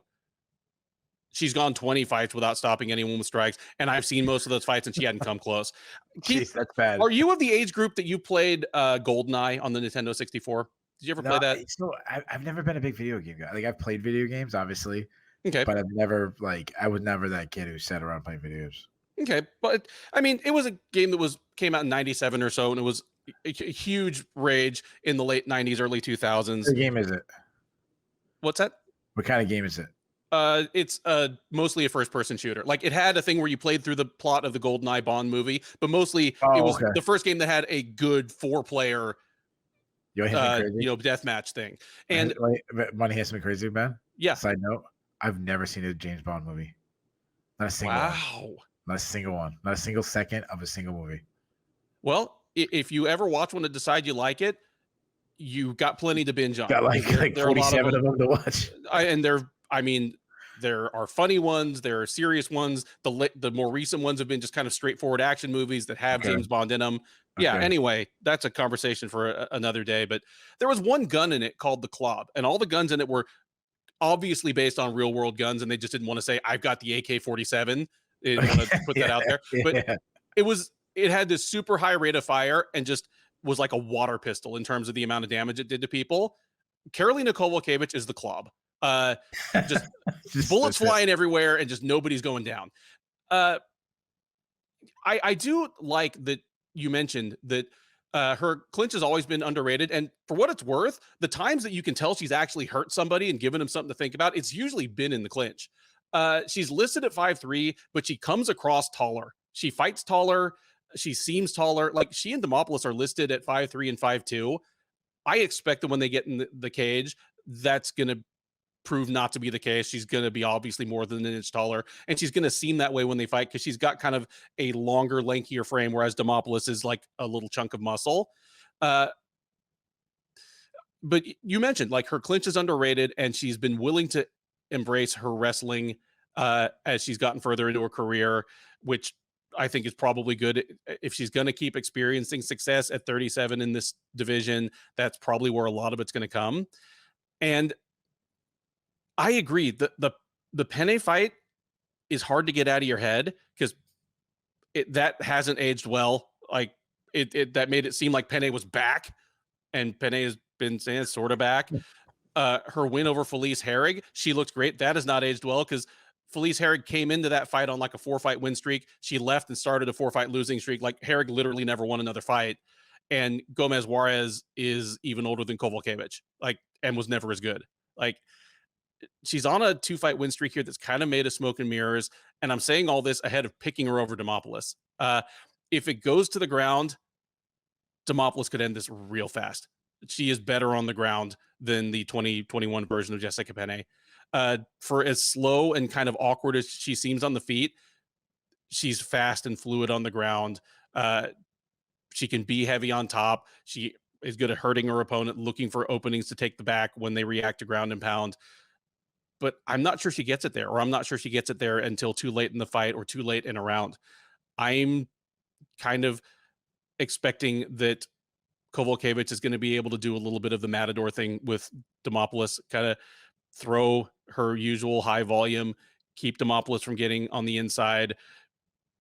If they do clinch, when they clinch, hurt Demopoulos, frame and keep her off her, and not allow Demopoulos to get down on her hips and toss her to the ground. Give me Kowalkiewicz to win a surprisingly grimy decision here, but I wouldn't be that shocked if you're right. Demopoulos gets her to the ground with enough time to work in a round, and this is over quick. The 6-fight main card of UFC Fight Night 223 begins with a lightweight matchup between Diego Ferreira and Michael Johnson. Ferreira, the 38-year-old Brazilian by way of Texas, is 17-5 overall. He is 8-5 in the UFC. That's the good news. The bad news is that he is on a 3-fight losing streak. The last time he won was choking out Anthony Pettis a little over 3 years ago at UFC 246. Since then, he had a miserable 2021, losing to Beneil Dariush, Gregor Gillespie, and Mateusz Gamrot, looking increasingly rough in those 3 fights. And he is just now coming back for the first time in about 18 months. Waiting for him and trying to prevent him from getting back on track will be Johnson. The 36-year-old Missouri native is 21-18 overall. He is 13-14 in the UFC since joining as a standout from the 12th season of The Ultimate Fighter. Worth noting that he is 11-12 at lightweight. He had a brief featherweight experiment a couple years ago in which he went 2-2. He won his last time out, took a unanimous decision over Mark Giacchese. That was at UFC on ESPN, Thompson versus Holland in December. Keith, the odds here, the favorite is minus 150. The underdog is plus 120. Who's the favorite? Who's the underdog? Carlos Diego Ferreira is the favorite. Okay, wrong. Michael Johnson is the favorite. Really? Yeah, Johnson's the favorite over Ferreira. Wow. And I get it. Traditionally, Michael Johnson, and we've been on this rant a million times before. It's one of my favorite rants. Michael Johnson is one of the most unpredictable fighters in the sport, maybe the most unpredictable high-level fighter in the history of the sport. So for him to be the favorite over a skilled fighter means that he's the one that bettors and therefore bookmakers have more confidence in. That's hard to fathom, but if there's one guy, it's Ferreira. For the longest time there, Ferreira he seemed like a future title contender in waiting, hampered only by his own injuries and his own mistakes. I mean, we're talking about a guy with multiple long injury layoffs and then a USADA suspension that kept him out for 2 full years of what should have been his prime. But whenever he was actually in there in the cage, he was shockingly good. He's a high-level jiu-jitsu guy, but at his best, in his early 30s, he was an explosive athlete. He had a basic repertoire of bread and butter strikes that carried a ton of power, and for a quote-unquote jiu-jitsu guy, was one of the better offensive wrestlers, just better at getting the fight to the ground, again, on his terms when he wanted it in the positions that he wanted. He seemed to have a ton of upside, and it just never panned out, again, through a combination of bad luck, his own poor judgment. But in 2021, coming off of back-to-back wins over Rustam Khabilov, Mirabek Taisimov, 2 really tough guys that it's tough to look good against, and then just running over Anthony Pettis, out-grappling him in a way that up to that point, not many people had done to him. It seemed to all be coming together, and then it all fell apart.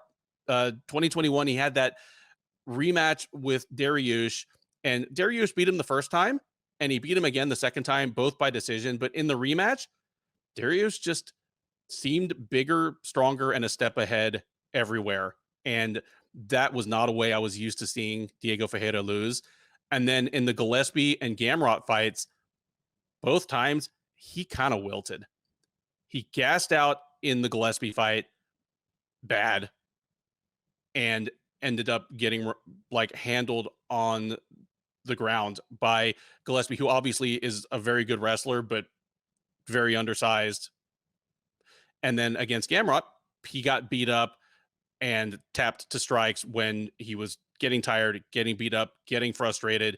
Gamrot hit him with just a nasty knee to the body on the ground, and the fight was over.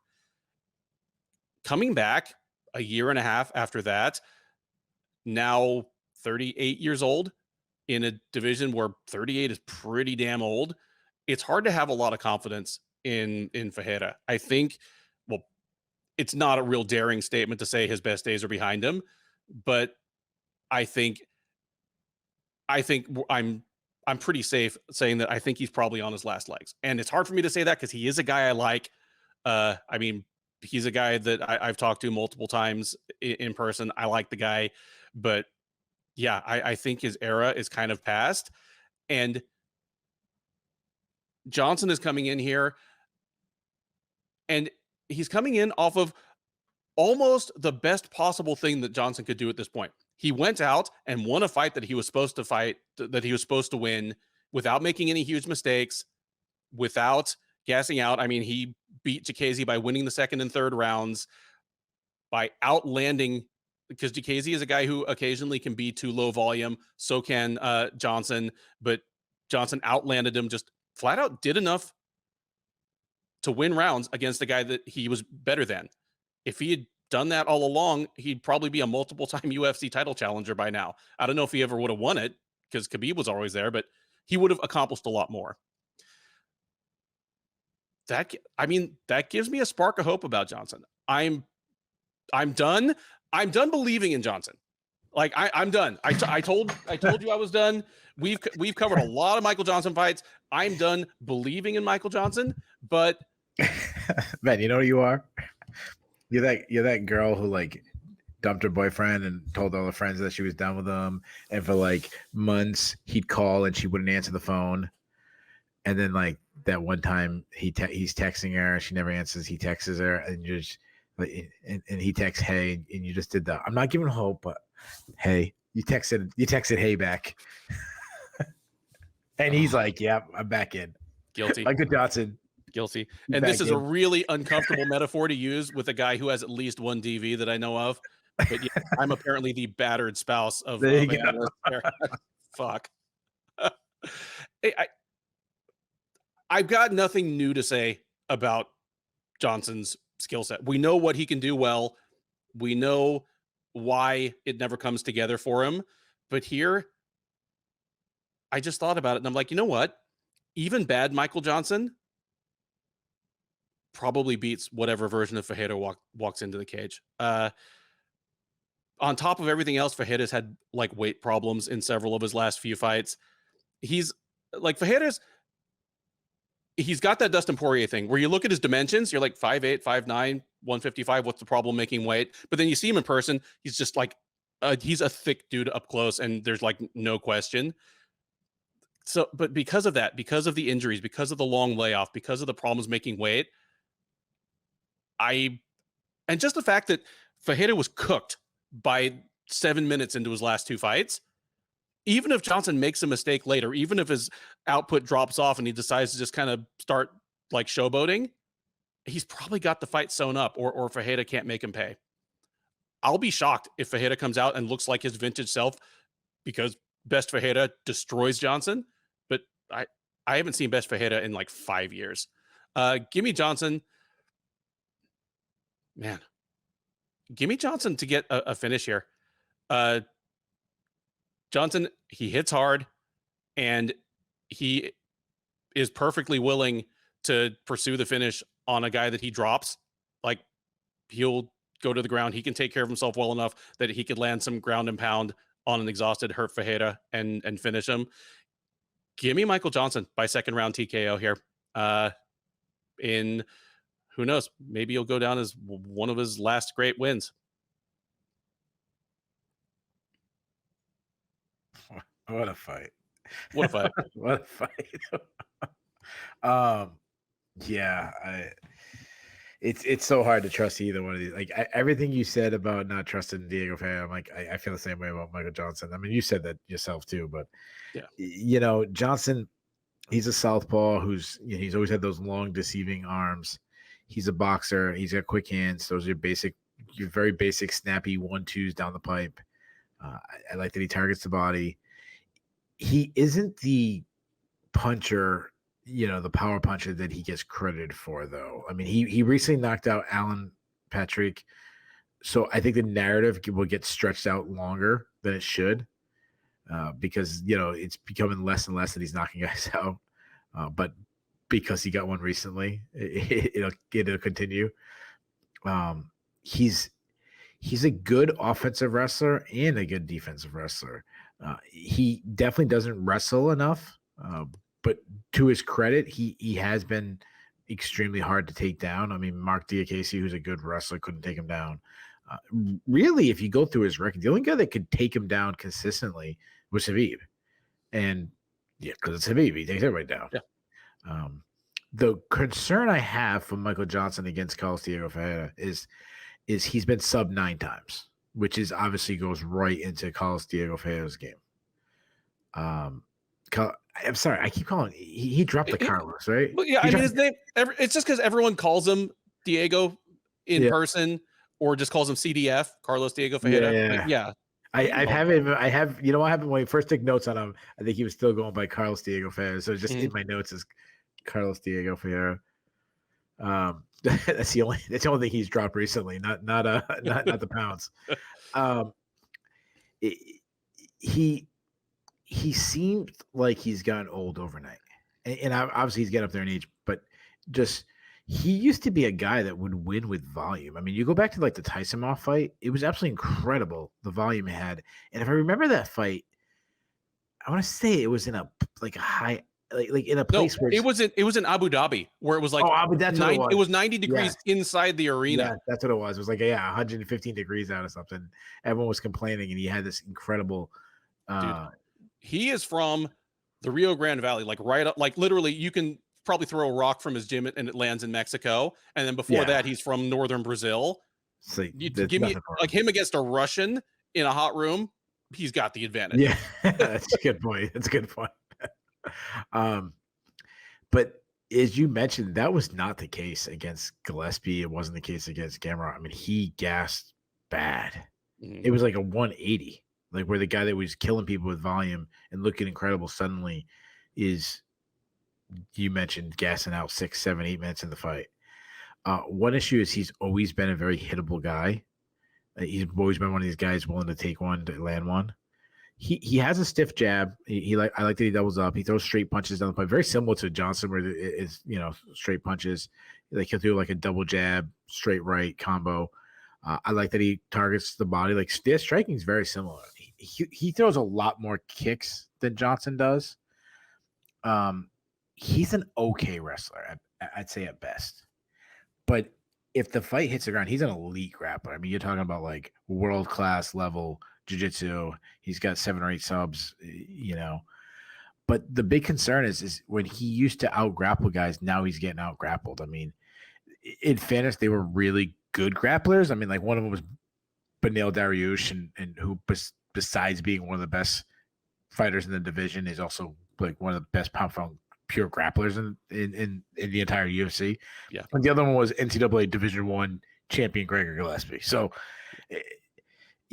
but it's that gassing out and looking slow and not even being competitive against Gillespie, not even being competitive against Matus Gamrot. Like that's concerning. So it's hard to have confidence in either guy because, Carlos Ferreira, he's stepping down in competition. Like this is a big step down to go from, the last 3 guys he faced. I think it was Dariush, then Gillespie, then Gamrot. Yep. So two top 10 guys, and Gillespie, a guy that hovers around the top 15 just because he's not active enough. He's just not active. Yeah. Yeah. He could be a top 5 guy as far as we know. Yeah. I think he probably missed his window based on his age and everything. But yeah. So this is a big step down. I just think he's washed. I really do. I think he had his moment. He had a nice little run. But I think his body's kind of failed him. He's going to have to get Michael Johnson down. I think that's probably his best avenue for victory. And that's a really hard thing to do. And I can't believe I'm doing this. Like, you're answering the phone from your ex-boyfriend, and I'm being the friend saying, like, yeah, give him another shot.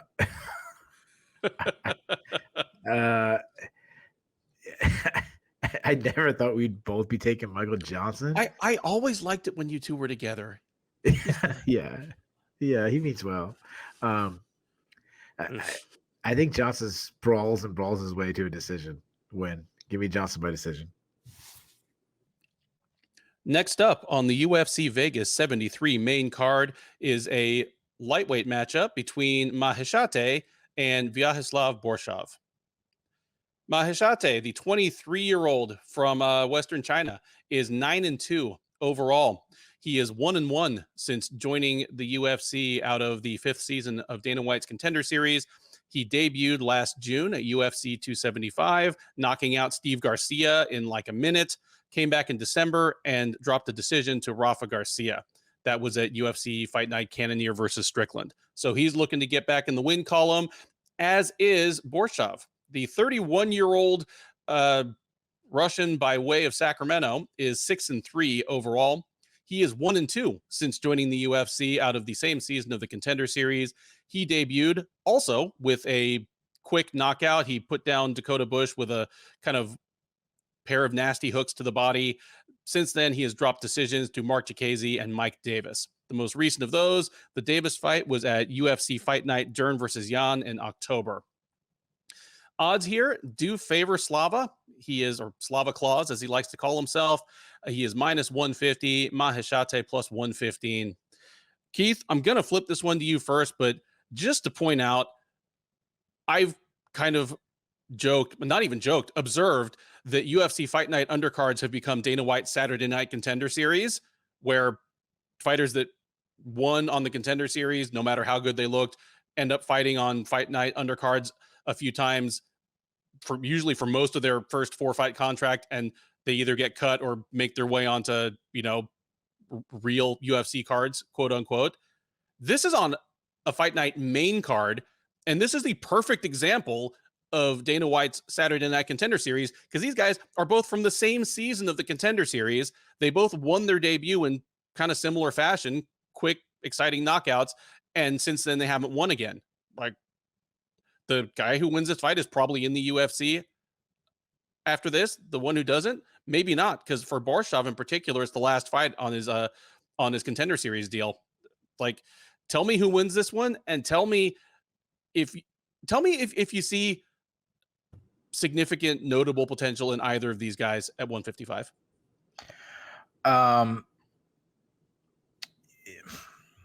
Maheshate, he's really young. He's only 23 years old. So I would say yes to answer him.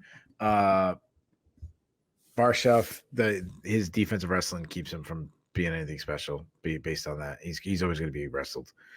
Well, Maheshate, he's only 23, so that, he's 23, so he hasn't reached his power years, which is really impressive considering he's already really strong. Like, that's his game. He's got good output. He's a poise striker. He's pretty accurate. I like his right hand. He has some pop. He showed that against Steve Garcia. I like his kicks. He throws a lot of teep kicks. He'll occasionally throw like a push kick and then like toss out a flying knee, which I like.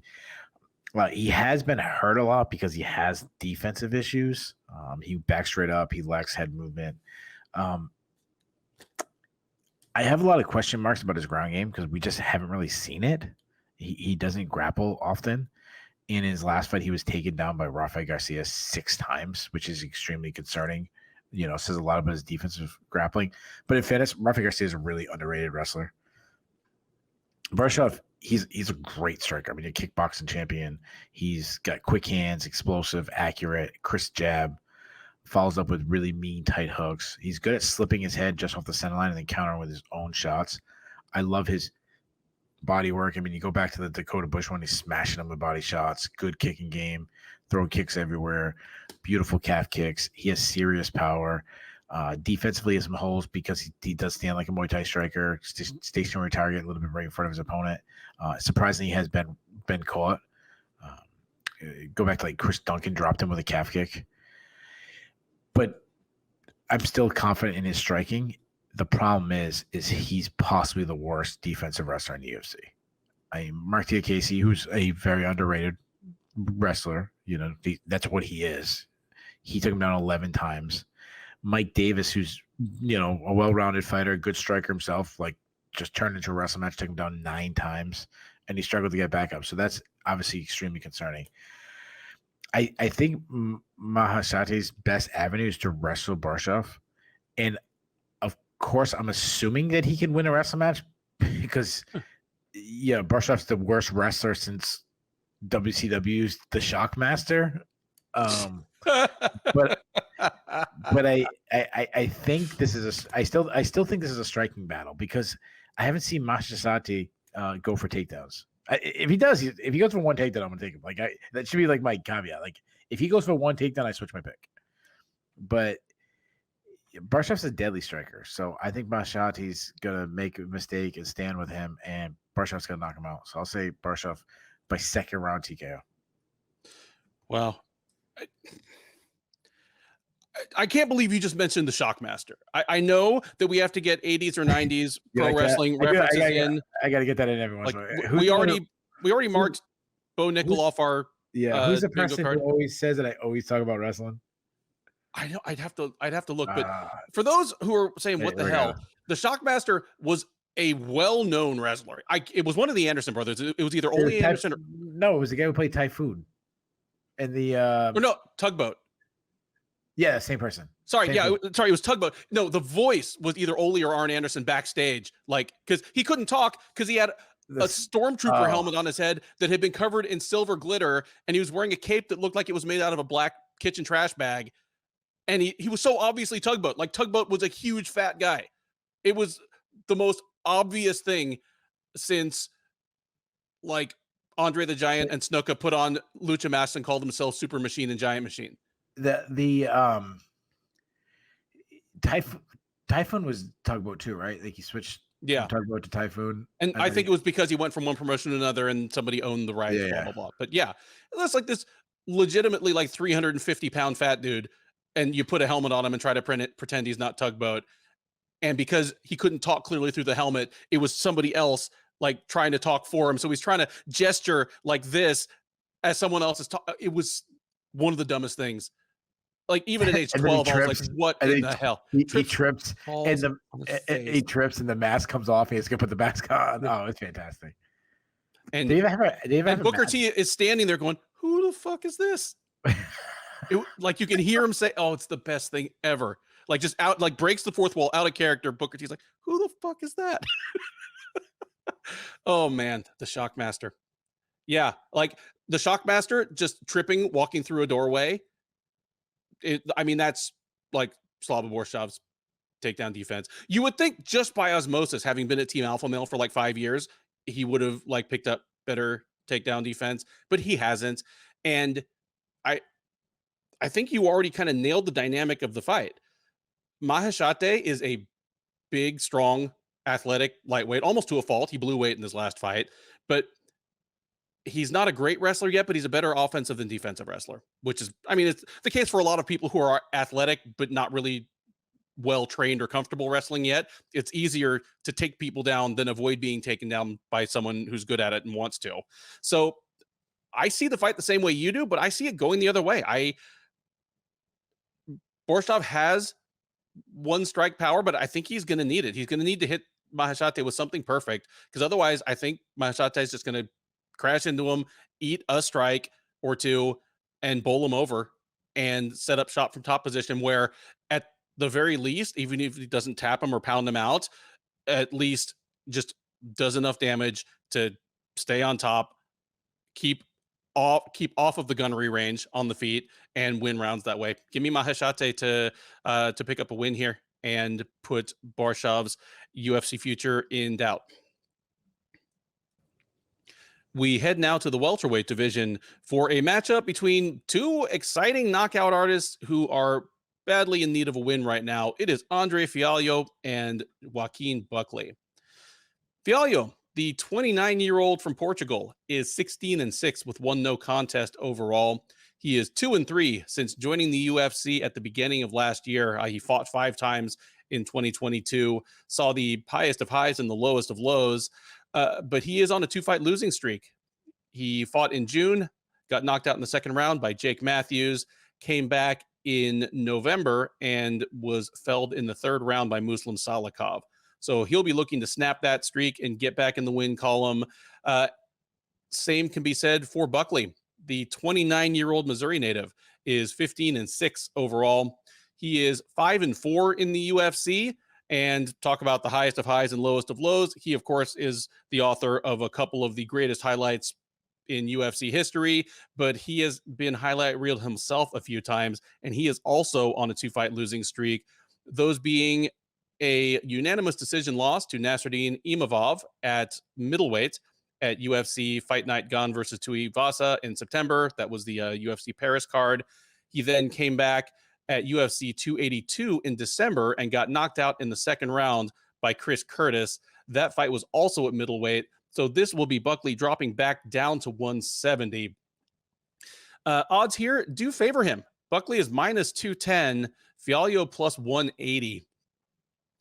Keith, this kind of like Maheshate versus Borshchev, it's a bit of a mirror match. Both guys are under 30, which seems impossible considering how long they spent bouncing around other promotions before they even got to the UFC. It's kind of crazy that they're both just 29. I mean, without thinking down the whole list, they might be the two hardest punchers in the welterweight division, like full stop. It's entirely possible. Like, and they're both on 2-fight losing streaks, but being action fighters are likely to get some amount of benefit of the doubt. Tell me who you think wins this one, and will the loser be on your cut list Saturday night? No, I don't think so. I think based on, I mean, they might, the loser could be, but depending how it happens. But to me, it's a really exciting matchup because of that, because the likelihood of this going to decision is not good, which it probably will be now. But, you got two guys who are known for their power, two good strikers. Joaquin Buckley, I mean, I say this every time. He's an absolutely insane athlete. He's the definition of explosion. I believe he has the greatest knockout of all time. Yeah. He's a southpaw with quick hands, compact striker, very bob and weave style, uses feints well to set up his shots, rolls with his punches, which kind of set up his power hooks. He's got this ability to land power shots in small spaces. I also like that he'll stay on the outside and just wait, then dart into range, throwing power shots, kind of mixing up his timing. I love his straight left. I love that he goes to the body. His output against Chris Curtis really improved. Chris Curtis wasn't matching his volume, and that's why Buckley was winning before Curtis starts him. Mm-hmm. He's got a quick high kick. He's a much better grappler than he gets credit for. We see this, he'll get to the clinch and he'll grind in there a little bit. He'll get a takedown. We saw him take down Abdul Razak Al Hassan 5 times. He has been taken down in the past, but he showed really improved takedown defense against a guy like Albert Duraev, who's trying to get him down. If he's on top, really mean ground and pound. He showed off some good cardio in a wrestle heavy match against Al Hassan. But the question mark in this fight is his chin. How's his chin after getting knocked dead from Chris Curtis in his last fight? Now you move up to Fialho. He's a counter striker, very boxer style, pretty stationary target right in front of his foe. Technically sound, keeps everything tight. His counter right, his slip right is a beautiful thing. I like his check left hook. That was the one that just blasted Cameron Van Camp. He's got good power. I think he's got 13 to 14 knockouts. He does, because of such a boxing style, he pillars a lot, which I'm not a big fan of. He was open a lot to kicks up the middle. Something Muslim Salikov had so much success just throwing teep kicks straight up the middle, which he had no answer for. And again, similar to what I said about Buckley, you have to worry about Fialho's chin. I mean, it's back-to-back fights he's been knocked out in. He's also an underrated wrestler. He's got some good entries, hard to take down, but he struggles to get back up if he is taken down. This is such a fun fight. I mean, you got two power punchers with very underrated wrestling, big knockout power. I think they fight very similar. One a little bit more of a kickboxer, one more of a boxer, but I mean, what they want to do. Someone's probably getting knocked out. I could really see it going either way, but I'm gonna go with Buckley. I'm gonna see Buckley catches Fialho. I'm gonna say he does in the second round. Buckley by second round TKO. Yeah, this is a tough fight to pick, mostly because they have a lot of the same strengths as you already laid out. But if you get this fight wrong, you're probably getting it super wrong. You know what I mean? You pick Buckley by second round knockout, and say I pick Fialho by first round knockout, I could just see whichever one of us is right. Someone afterwards being like, ha ha ha, Keith is dumb, Fialho knocked. No, these are 55-45 probabilities of very similar things happening. This probably isn't going to look like a close fight, even if it is one in terms of the matchup. I agree with you that Buckley is underrated as a wrestler, especially offensively. I mean, I just said this about Maheshate, but Buckley is a good offensive wrestler. He's had very good luck at getting people down when he wants to, when he decides to, but his defensive wrestling has been a liability a number of times. Part of the reason I kind of wrote him off before he ever even got to the UFC was his run in Bellator. He got washed by Logan Storley on the ground. That in and of itself is no shame. Storley's a great wrestler, but he also got out wrestled pretty badly by Vinicius de Jesus in the fight before that. And that's a fight that he's a good fighter though. For a guy, he's a much better fighter than his record. He's a local guy. He's actually one of the local guys I actually like. No. Well, and I thought he beat Buckley. I thought he should have beaten Buckley. I gave him 2 rounds out of 3, but I mean, he took down Buckley. Yeah. That's a lot of De Jesus's career. A lot of fights that he should have won. But anyways. Yeah, and he took Buckley down, like took him down like straight into side control, like he was like Cain Velasquez or something, like took his back. Uh, some of those problems seem to be solved by Buckley moving up to 185. Like his whole run, I think in the UFC has been at 185. He's going back to down to 170, and I question how that's going to look. He's pushing 30 now. Well, okay, he just turned 29, but he's quite a bit older than the last time he was really trying to make 170. He's fighting probably a better general class of fighter. I do kind of wonder how this is going to look for him. Fialho, you already ran down his strengths and weaknesses perfectly well. I see the dynamic the same way you do, but I am leaning Fialho here, mostly just because of the additional question marks about Buckley. The weight cut happening. It just Buckley, I feel as though he's going to have fewer opportunities or less time that he's really at his very best offensively. If he hits Fialho cleanly in the first round and we realize that Fialho's chin is gone, well, then I will have learned something on Saturday. But I'm leaning towards Fialho. Give me Fialho by second round knockout. But again, if you end up being right, I won't be that surprised. And I imagine you feel pretty similarly. Third from the top at UFC Fight Night 223 is a 120-pound catchweight bout between Emily Ducote and Lupi Godinez. Ducote, the 29-year-old Oklahoman, is 12-7 overall. She is 1-1 since joining the UFC middle of last year out of Invicta. She debuted in July, taking a unanimous decision over Jessica Penne at UFC on ABC, Ortega versus Rodriguez. She came back in December at UFC on ESPN, Thompson versus Holland, and dropped a unanimous decision to Saturday's headliner, Angela Hill. She'll be looking to get back in the win column against Godinez. The 29-year-old Mexican is 9-3 overall. She is 4-3 in the UFC. She fought most recently just 5 weeks ago at UFC 287, where she took a split decision over Cynthia Calvillo. Prior to that, she had dropped a unanimous decision to Hill as well. This was scheduled to be a strawweight matchup between Ducote and Poliana Viana. Viana dropped out on the 6th of May, and to Godinez, who of course holds the UFC record for the shortest time in between bouts. She fought on back-to-back weekends a couple of years ago. Stepping in on 2 weeks' notice and 5 weeks turnaround was nothing at all. They did give her that 5-pound consideration. So this fight is taking place at 120 rather than 115 pounds, even though both women are habitual strawweights. The odds here, Keith, the favorite is minus 140. The underdog is plus 115. Tell me who they are. Godinez is the favorite. You are correct, sir. Godinez is the favorite. She's minus 140. Ducote plus 115. I don't especially care, or I wouldn't especially care about the 120-pound catchweight. Again, considering that both women are strawweights who are just doing this because it's short notice. This isn't a case of like Godinez stepping up and fighting Luana Karolina, who was obviously much bigger than her.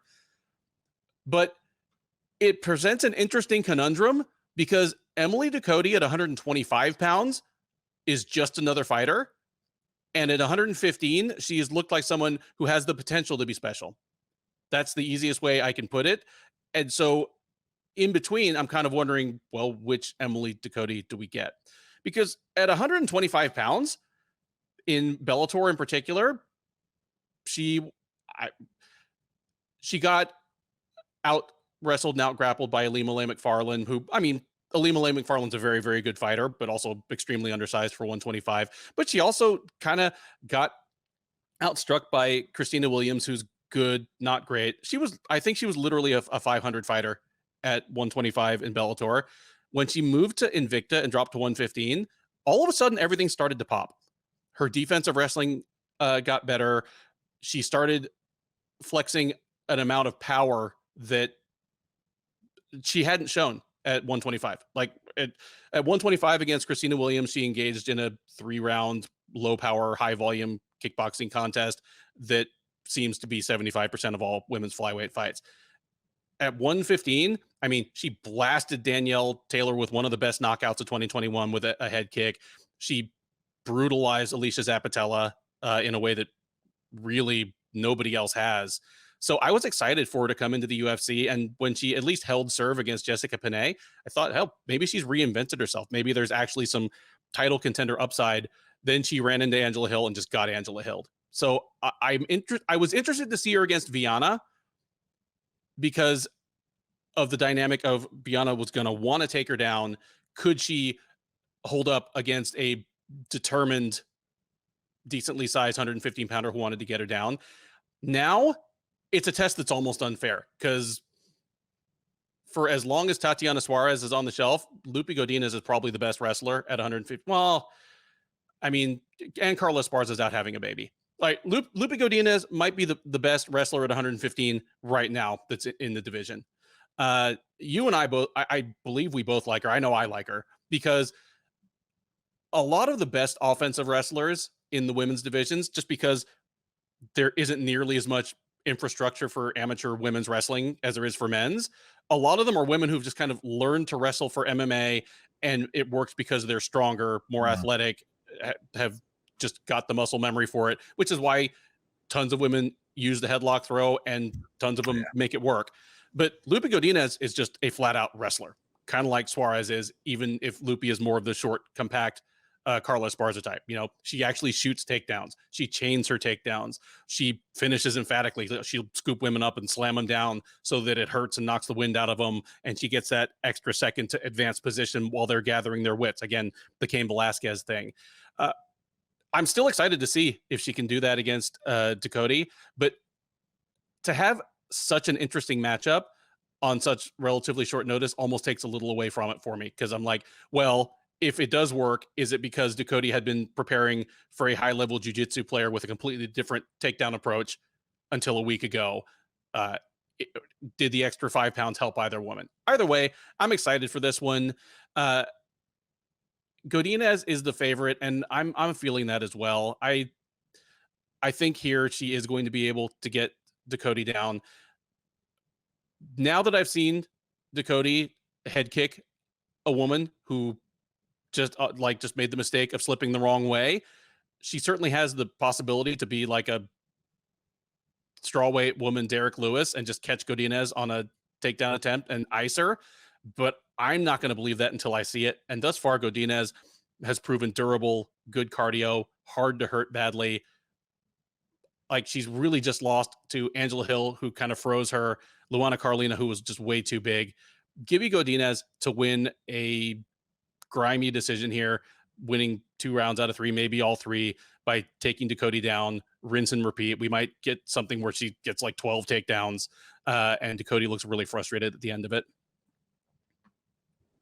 Yeah, this is an intriguing fight based on both these fighters' styles. Ducote, she's so inconsistent. And I agree with a lot of things you said about her. It looked like she was turning the corner. I mean, her output against Jessica Penne looked fantastic. But then she loses to Angela Hill because she refused to match Angela Hill's output. She fought the entire fight on her back foot. She was pulling her punches. I mean, she looked terrible. She looked like one of her best performances to one of her worst. She's on the feet. She's this like basic boxer who likes to counter strike, slip and rip, does a lot of L stepping to kind of get the right angle. She likes tight shots inside, throws hard shots, very boxing style. She keeps her chin tucked. She had these great hard calf kicks against Jessica Penne, and then just to the point where she stopped Jessica Penne with calf kicks, but then abandoned them against Angela Hill. Just didn't throw them at all. She does throw them naked, so she's open to counters, but and she's heavy on her right foot, so she's open to get calf kicked herself.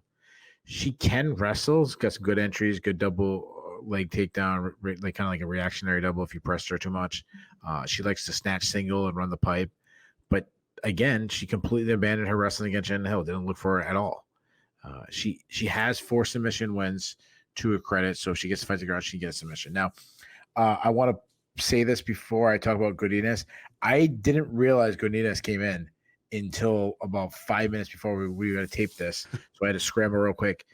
I still had it as Viana as the fight. So Godinez, all my notes are going to be the same exact notes from her last fight.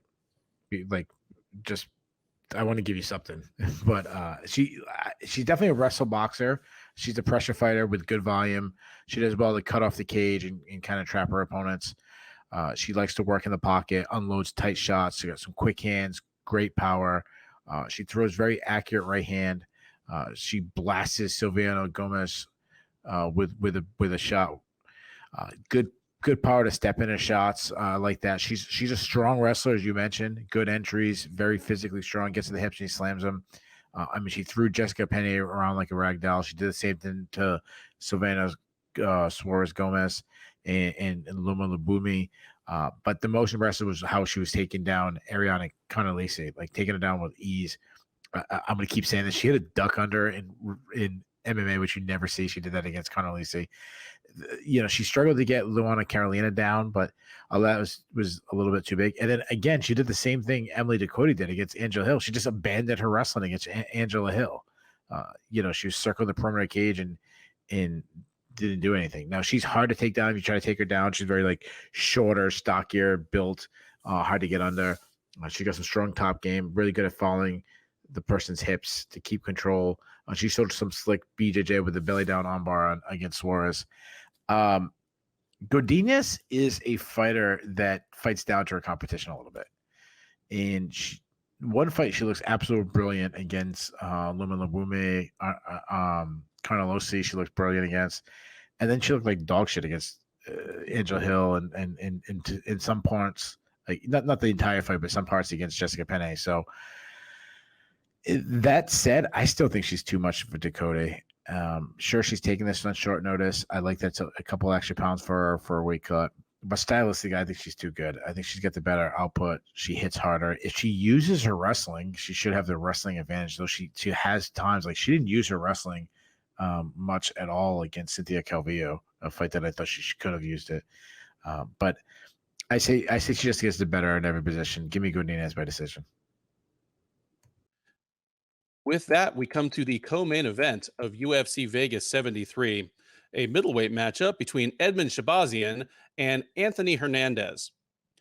Shabazian, the 25-year-old Los Angeles native, is 12-3 as a professional. He is 5-3 since joining the UFC out of the second season of Dana White's Contender Series. He won his last time out. It was a second-round knockout of Dalton Lungiambula at UFC 282 in December. That snapped a 3-fight losing streak for him that spanned all of 2020 and 2021 and represents the only losses of his career. He'll look to keep the good vibes going against Hernandez. The 29-year-old from Northern California is 10-2 with one no contest overall. He is 4-2 since joining the UFC out of the Contender Series. He was also on season 2. That is the one no contest of his career. He dusted Jordan Wright in like 40 seconds, ended up testing positive for cannabis because he's from Northern California.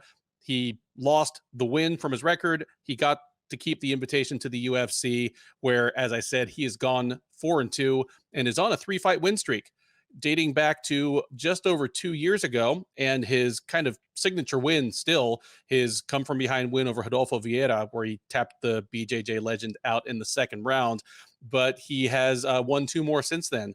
A unanimous decision over Josh Fremd last April at UFC 273, and a third-round submission of Marc-Andre Barrio last September at UFC Fight Night, Sandhagen versus Song. So he'll be looking to make it 4 in a row, and that certainly is enough to get plenty of attention in the wide open middleweight division. He is a comfortable favorite to do so. Hernandez minus 280, Shabazian plus 220.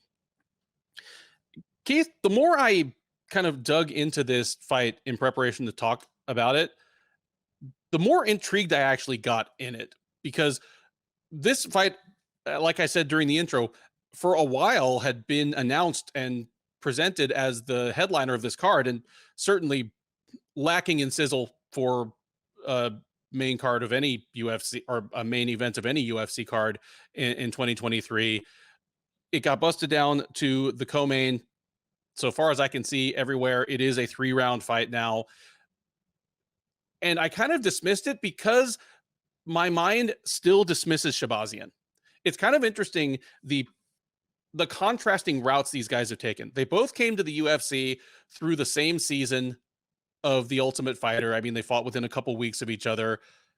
Hernandez came in about as quietly as you can for a guy that won with a 40-second knockout and has just quietly made his way into contention. Whereas Shahbazyan came in with as much hype as about as much hype as you possibly could for a guy who was as unproven as him. You know, fought on the Contender Series as like a 20-year-old, had Ronda Rousey in his corner for his UFC debut.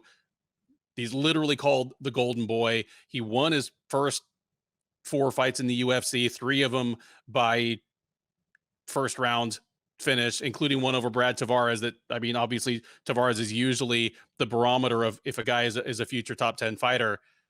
And then all the wheels fell off. And I think because of all the hubris and all the hype, there's certainly a certain sector of the fan base that kind of, takes a little perverse pleasure when a hype train is derailed.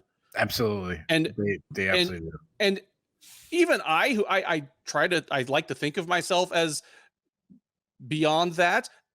Even I kind of dismissed him as a prospect because he lost 3 fights in a row. He lost them all pretty badly, and he lost them all kind of in the same way.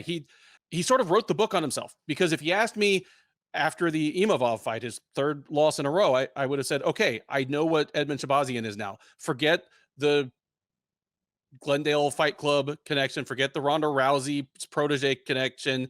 At the UFC level, and even really on the regional level, he's not a judo fighter at all. He's a reckless, explosive, hard-hitting kickboxer who runs out of gas in literally like 4 minutes. That's Edmund Shahbazyan. Oh, and by the way, he seems a little undersized for 185. And it didn't matter when he was head kicking people in 2 minutes or just busting up overmatched fighters with blistering fast punch combinations in like 40 seconds. But once he ran into the Derek Brunsons and Jack Hermansons, who were good sized guys who wouldn't go away, all the wheels fell off his wagon. I don't know if he's all the way back with his win over Dalcha Lungiambula, but you and I literally said on the recap of maybe the Hermanson and Imavov losses, all we want to know is whether he's going to leave Glendale Fight Club and go to a different gym, a better gym that's better suited to help him develop his skills. He went to Extreme Couture, and I mean, Dalcha is a step down from Brunson, Hermanson, and Imavov anyway, but Shahbazyan had plenty of gas to pursue the finish late in the second round. From what I could see, he seemed more measured, like still aggressive, but not reckless, and then runs out of ideas if he doesn't get the knockout in 3 minutes. So I don't know if I see top 10 upside in him again, but he's still just 25 years old, which means he could continue to fill out and add power, and probably even do so while staying in the middleweight division for a couple of years to come. So I'm much higher on him than I was before the Lungiambula fight. Having said that, I really like Hernandez at this point. He's just, I mean, he's a fun fighter to watch, and he has a surprisingly sharp striking game, considering that his most obvious weapon is obviously his ground game. He's a better grappler than I gave him credit for, and I already thought he was a good grappler coming into the Vieira fight. And that win, I was like, okay, well, yeah, but Vieira gassed out. But no, he's a really good grappler. At this point, I think he's one of the better grapplers in the division, and surprising power on the feet, well conditioned. He's kind of we'll have the rankings conversation afterwards, but if he beats Shahbazyan, I think he's probably gonna end up on the right at the edge of my middleweight top 10. And that's what I'm expecting to happen here. Unless Hernandez gets caught and plastered in the first round by Shabazian, I still think he's a much more durable fighter than Shabazian. He has better gas tank. He recovers better from damage. And I think he's probably physically stronger, even though neither of them is a huge middleweight. Just unless he gets knocked out early or hurt really bad early, I think all the dynamics kind of favor Hernandez. Give me Hernandez to win here. I'm going to say third round submission. He might run into some danger early, but if he can weather the storm, I think this fight really favors him. I expect him to probably hurt Shabazian on the feet, be able to take him down, and be able to take advantage of him down there. Yeah, I think this might be the most intriguing fight on the card. Like, I actually think this should have stayed the main event for a couple of reasons. But one of the big reasons is it would have answered a lot of questions about Edmund Shabazian. Like, if he could have fought all 25 minutes and won. For sure. And I liked what you said, because it's actually one of my first notes on Shabazian is, like, I have to keep checking his age, because we wrote him off and he's only 25 now. Like, so, if he was coming in right now 6-0 or something, 7-0 from the regional scene, we'd be all excited about him. Yeah. At 25 years old, we'd be like, wow, this young guy, so he's got a lot of good experience, but he's also got a lot of wear and tear and some question marks, and he's got another tough fight in Anthony Hernandez.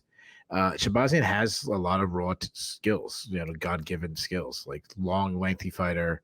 He looked, to his credit, against his last fight, he looked much more controlled, relaxed.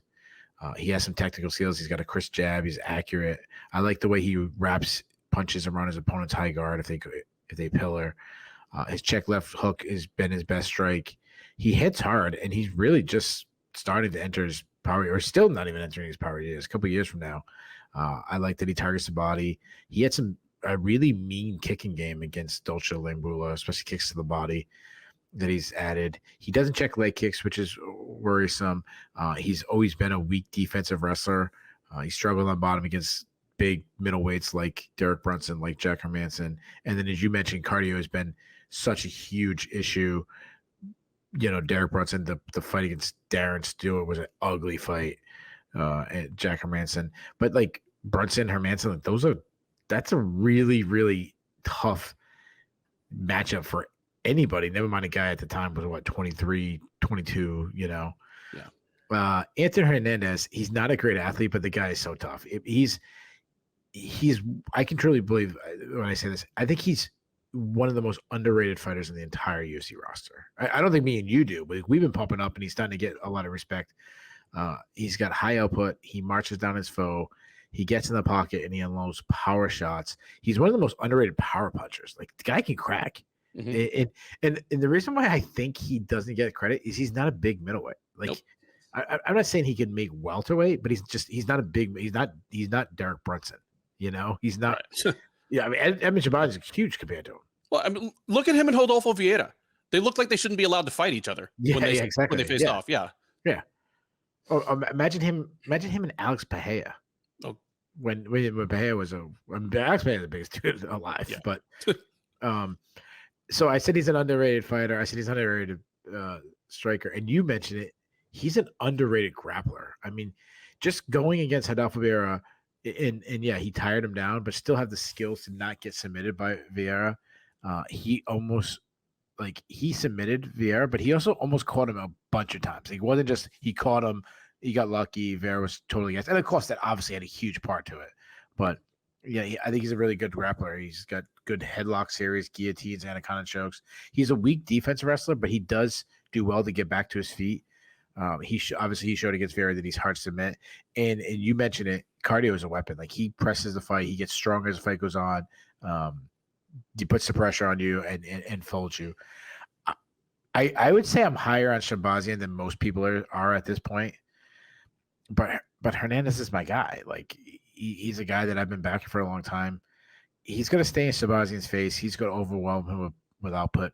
I think it sucks for Hernandez that this wasn't a 5-round fight, because I think that would have favored him even more. But I think he's going to get in Shabazian's face not let him get comfortable, not let him use his length, make this a brawl, land the better shots, maybe gets a few takedowns himself, starts battering him from the top position till Sabazian gasses out, either from just going hard 15 minutes or just the damage he's going to take. I like Hernandez. I like a late stoppage too. Give me Hernandez by third round TKO. I'm going to say from ground and pound. That brings us to the main event of UFC Vegas 73, a strawweight matchup between Mackenzie Dern and Angela Hill. Dern, the 30-year-old Arizonan by way of Brazil, by way of Arizona, by way of Brazil, by way of Arizona, is 12-3 overall. She's 8-3 in the UFC. She's alternated wins and losses over the last couple of years, but she is coming in off of a loss, a majority decision loss to your possible next title challenger, Yan Xiaonan, in the main event of UFC Fight Night 211 last October. Prior to that, she fought last April at UFC 273 and won a split decision over Tisha Torres. She will be looking to get back in the win column, perhaps advance herself in the title discussion at the expense of Hill. The 38-year-old Maryland native by way of San Diego is 15-12 overall. She is 10-12 across two different stints in the UFC, but she has been back for some time now since coming back as an export of the 20th season of The Ultimate Fighter and a former Invicta strawweight champ. She is on a 2-fight win streak, those being over your feature fight participants, Lupi Godinez, whom she beat last August, and Emily Ducote, whom she beat in December, both by unanimous decision. So she'll be looking for her first 3-fight win streak in the UFC in over 3 years. Not favored to do so. Dern is minus 190, Hill plus 160 on the comeback. Keith, I am going to toss this one to you for your analysis first, but something occurred to me. I mean, I've probably overestimated Angela Hill's chances in a few fights over the last couple of years just because I like Hill and I like her to be around the UFC, and it probably colors my perceptions. But I don't know if she'll ever be back in the title picture, ever be back in the top 5. But she might be the best fighter in the UFC who is under 500. I mean, there is a whole gulf separating people like Ji-Yeon Kim and Chase Sherman from people like Angela Hill, Michael Johnson, Court McGee, even Lando Venata. Like she is a good fighter. 500? Yeah, Court McGee wow. is 7-8 in the UFC, I think. Wow. But he's been a good, solid fighter and a tough out for a long absolutely. time. Yeah, absolutely. Michael Johnson, we've already covered, like the highest of highs, the lowest of lows, but he's under 500. Hill, I mean, she's a very good fighter who's had some bad luck, definitely dropped the ball and lost some fights she should have won, and also has just been matched incredibly hard from the moment she stepped into the octagon because she was the outgoing Invicta strawweight champ. I mean, here she's 10-12 in the UFC, but if she wins her third straight fight, she's back in the title picture probably. Like Godinez and Ducote are both solid wins, and Dern would be as well. Obviously, she's almost a 2-1 underdog here, so not a lot of faith that she gets it done, but at 38, it's kind of surprising that she's still this relevant. Tell me who you think wins this one and what, if anything, it would take for you to be excited about either of these women as a title contender. Yeah, I'd have to look at people's records in the UFC to say if she's the best one to have a under 500 record. But of the names you said, she probably is. I wonder if there's somebody that we're not thinking of that, you know, like the earlier days where they started off like well, then they just had this like terrible run at the end of their career where they lost like 6 in a row, hanging on too long. You know, dude, even like BJ Penn ended up over 500 in the UFC. Like that's the guy I was thinking of, but he had such a head start. You know, even though he lost like 7 in a row or something like that. I just think of like someone like the early UFC days, maybe that, you know, hung on too long or something like that. This, man, what a matchup this is. I don't think the fight, I mean, obviously adding Dern and Hill to the card makes it better, but I don't think this needed to be the main event. Like, I don't think it made the card. Like if you had Shabazian versus Hernandez as a main event, like I agree. And something you mentioned when we were talking about the co-main event, the flip side holds true here because if this were 3 or 5 rounds, I don't think it makes a huge difference one way or the other. Whereas the other fight, it does. Yeah. Either. I mean, this is just. I mean, it's pretty safe to say, but it's pretty much 2 outcomes. Like Dern takes down Hill and submits her, or Hill is able to stop the takedowns and like jabs and kicks her and moves. I mean, if we're being honest, that's pretty much it, right? Yeah. To Dern's credit, like, I'll say this about Dern. Like, I was just talking about Shabazian about saying, like, you know, check how old he is, and you're like, oh, he's 25. Dern's like the opposite to me. Like, she's 30, and I'm like, holy crap! Like, Mackenzie Dern's already 30. Like, I always look at her as like she's a prospect. Like, no, she's not only is she in her prime, but she might be on the back end of her prime. Like, this is her 12th UFC fight. Yeah, like she's been around. Yeah, she's definitely not. I just think of her as younger than she is. Like, if someone told me like how old Mackenzie Dern, I would say it's like 27. I said, she's a mom. Maybe it's like 28. She's older than I thought. She is an improving striker. She's better than she was a while ago, but she's still limited because she isn't a great athlete. For someone who's such a specialist and so good at it, the rest of her game, you know, her striking is poor, and her overall athleticism is poor. I mean, her strikes are slow. She doesn't have any power. She does hit a little harder than she gets credit for, so I will say that. But like, all her striking is just to close the distance, so she can get the fight to the ground, where she's absolutely amazing on the ground. I mean, she's probably the greatest female grappler in MMA. Straight grappling. But the problem is she's a grappler. She's not a wrestler. She really struggles to get the fight to the ground. If she tries like grabbing a single and running the pipe, but she's just not good at it. Her best bet is to pull guard, or pull guard and then sweep, or Imanari roll and sweep. She doesn't have much entries. She can't shoot and drive through your hips. Now, if she gets the fight to the ground, I mean, she's beyond a wizard on the ground. She's a 5-time world champion. I don't know if that's true, but it's like, is every single of her wins by submission or oh no, she has 5 decision wins. So what the hell am I talking about? I just always am pitching her winning by submission. Obviously she's got incredible top control, some slick back takes, crazy flexibility, can get submissions any position, any type of submissions too. Like, she can get like an ankle lock, she can get a triangle, she can obviously rear naked chokes and stuff. Move over to Angela Hill. You talk about people who we've broken down. I mean, how many times we've broken on Angela Hill? She's a high volume point striker. Her output against Emily Ducote was really, really good, because like Angela Hill's always been like a high volume striker, but not like what she was at against Emily Ducote. Man, she was putting combinations. She was looking fantastic. She likes to work from distance, where she uses footwork to kind of keep her distance. Good head movement, good jab. Very slip and rip style. She likes her left check hook to kind of keep distance. She will go down to the body. She will overextend on her punches sometimes, leaving her open for counters, almost like admiring her work when she throws. But she has a good Muay Thai clinch game. She gets in there. She's underrated there. I mean, she beat up Ducote at times in the clinch. Good at framing, blasting knees. But she hardly ever wrestles. Like, you don't see her wrestle, and if she's wrestling, it's defensive wrestling. And the problem is she's a weak defensive wrestler, and it's cost her against the top of the division. She's cost her against Rana Marcos and Claudia Gadelia and Michelle Watterson and Vernon Janaroba, and just it's always going to be there. So this is a really easy pick. It comes down to, do you think Mackenzie Dern can get her down or not? And if she does, if she gets her down, the round's probably over.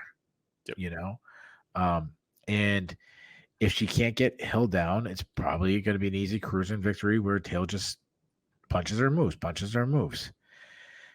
Hill is such a weak wrestler. I mean, this is all about Dern.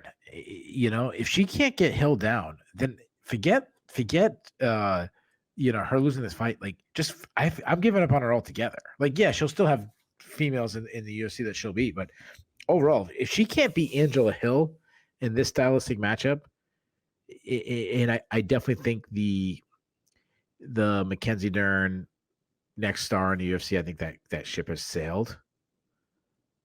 But like this, if she can't get down Angela Hill and submit her, it's not just the ship has sailed. Like, and then it got hit with an arrow and the whole thing got burned on fire. That ship ain't ever coming back. You know, we talked about the Titanic. This one's going right down the decks of the Titanic. So, I really want to take Hill because there's definitely an easy. I don't want to say easy. I shouldn't say easy, but like there's a clear avenue of victory for her. I still think there's a way for Dern. I think Dern finds a way to get her down. I think she sweeps her, gets her down, does something, and finds a submission. I'm gonna say Dern does it quick too. I'm gonna say Dern does it in the very first round. Give me Mackenzie Dern by first round submission. It's interesting that you picked that, because what I was about to say is that if Dern is able to get Hill down in the first half of the first round on her first or second takedown attempt, Hill is either in for a very long or a very short night. And you pretty much said that in so many words and just picked the short night version. Because Hill has been easy to take down, but not easy to submit traditionally. Like Randa Marcos really handled her on the ground, but that's a bit of an outlier. The only other time she's been tapped out was by Rose Namajunas, who was a sensational grappler before she was a sensational striker, and that was a million years ago, really early in both their careers. Aside from that, Hill's again, yeah, anyone with decent wrestling has been able to get her on the ground, but she's been pretty good at surviving, getting back up. But in fairness, though, like who's like Mackenzie Dern when he gets there? No, like, exactly. Okay. Like other than probably Jandiroba, like I think Jandiroba obviously has that skill, but they're also different grapplers. They're different grapplers. Like Jandiroba did what Jandiroba does. She took her down, I believe, in all 3 rounds, camped out in top position. Hill couldn't do anything. That won't be Dern. Sorry to interrupt you. Could you imagine if you could add Jandiroba's entries with Dern's submission skill? How great of a fighter they would have. Yeah, that'd be unstoppable. If you could mix them up. I mean, honestly, if that was Dern, she probably would have just stayed a grappler. She'd like have a winning record against Michelle Nicolini, and she'd have more than one win against giant, like 225-pound woman. She would have just stayed a grappler. Gabby Garcia. Yeah. So but maybe we should just count our blessings. We did get her. You mentioned Dern is a special grappler, even compared to the Jandirobas of the world, who are elite MMA grapplers. I'm as guilty as anyone of being excited for Dern to cross over because she was so good, and she crossed over young. Like she didn't wait until she was like 32, like Nicolini did. And then, yeah, her second fight against Montana, then Stewart, now Montana De La Rosa, is still one of the coolest submissions I've ever seen in MMA. You know, where she rear naked choked her, but like she omoplated her and still had the omoplata going when she kind of reached around from the side and choked her, and then they crashed to the ground. I mean, I don't mean this to sound creepy, but the finish, it looked like 3 attractive women playing Twister. Like you couldn't exactly tell whose leg and whose arm was which. You just knew that one hand was like freakishly tapping. Like, yeah. Unfortunately, you have a like subscription to that channel too, right? LFC, I definitely had a subscription at the time, man. I watched all their stuff back then. It hasn't quite carried over to the level that the hype would have suggested for all the reasons you mentioned. Her striking has never become better than okay. Her wrestling has never become better than okay. And her limitations as an athlete have been exposed. I think it'd be a nice too. I think it'd be a nice way of saying okay. Well, I mean, her striking is ugly, but her striking isn't the problem. Like frankly, like it's not like she's getting knocked out if she can't take people down. She's just kind of losing to better kickboxers. And her wrestling, just again, she has a decent number of tricks from the clinch if she can get in and get a body lock and really get in on somebody in the clinch, just because she is pretty big and strong. But takedowns from outside, she still doesn't have much other than kind of bending over at the waist and running at people. Like literally, it's an ugly takedown game for someone who needs the fight on the ground. My only question is that actually going to be enough to get Hill to the ground? Because you're right, Hill's defensive wrestling has always been a liability. It always will be for someone who, I mean, she feels tall and long for the division, but isn't heavy and kicks a lot. Like, I know you're probably right, and at the same time, Hill is 38 in a division that's pretty old for that division.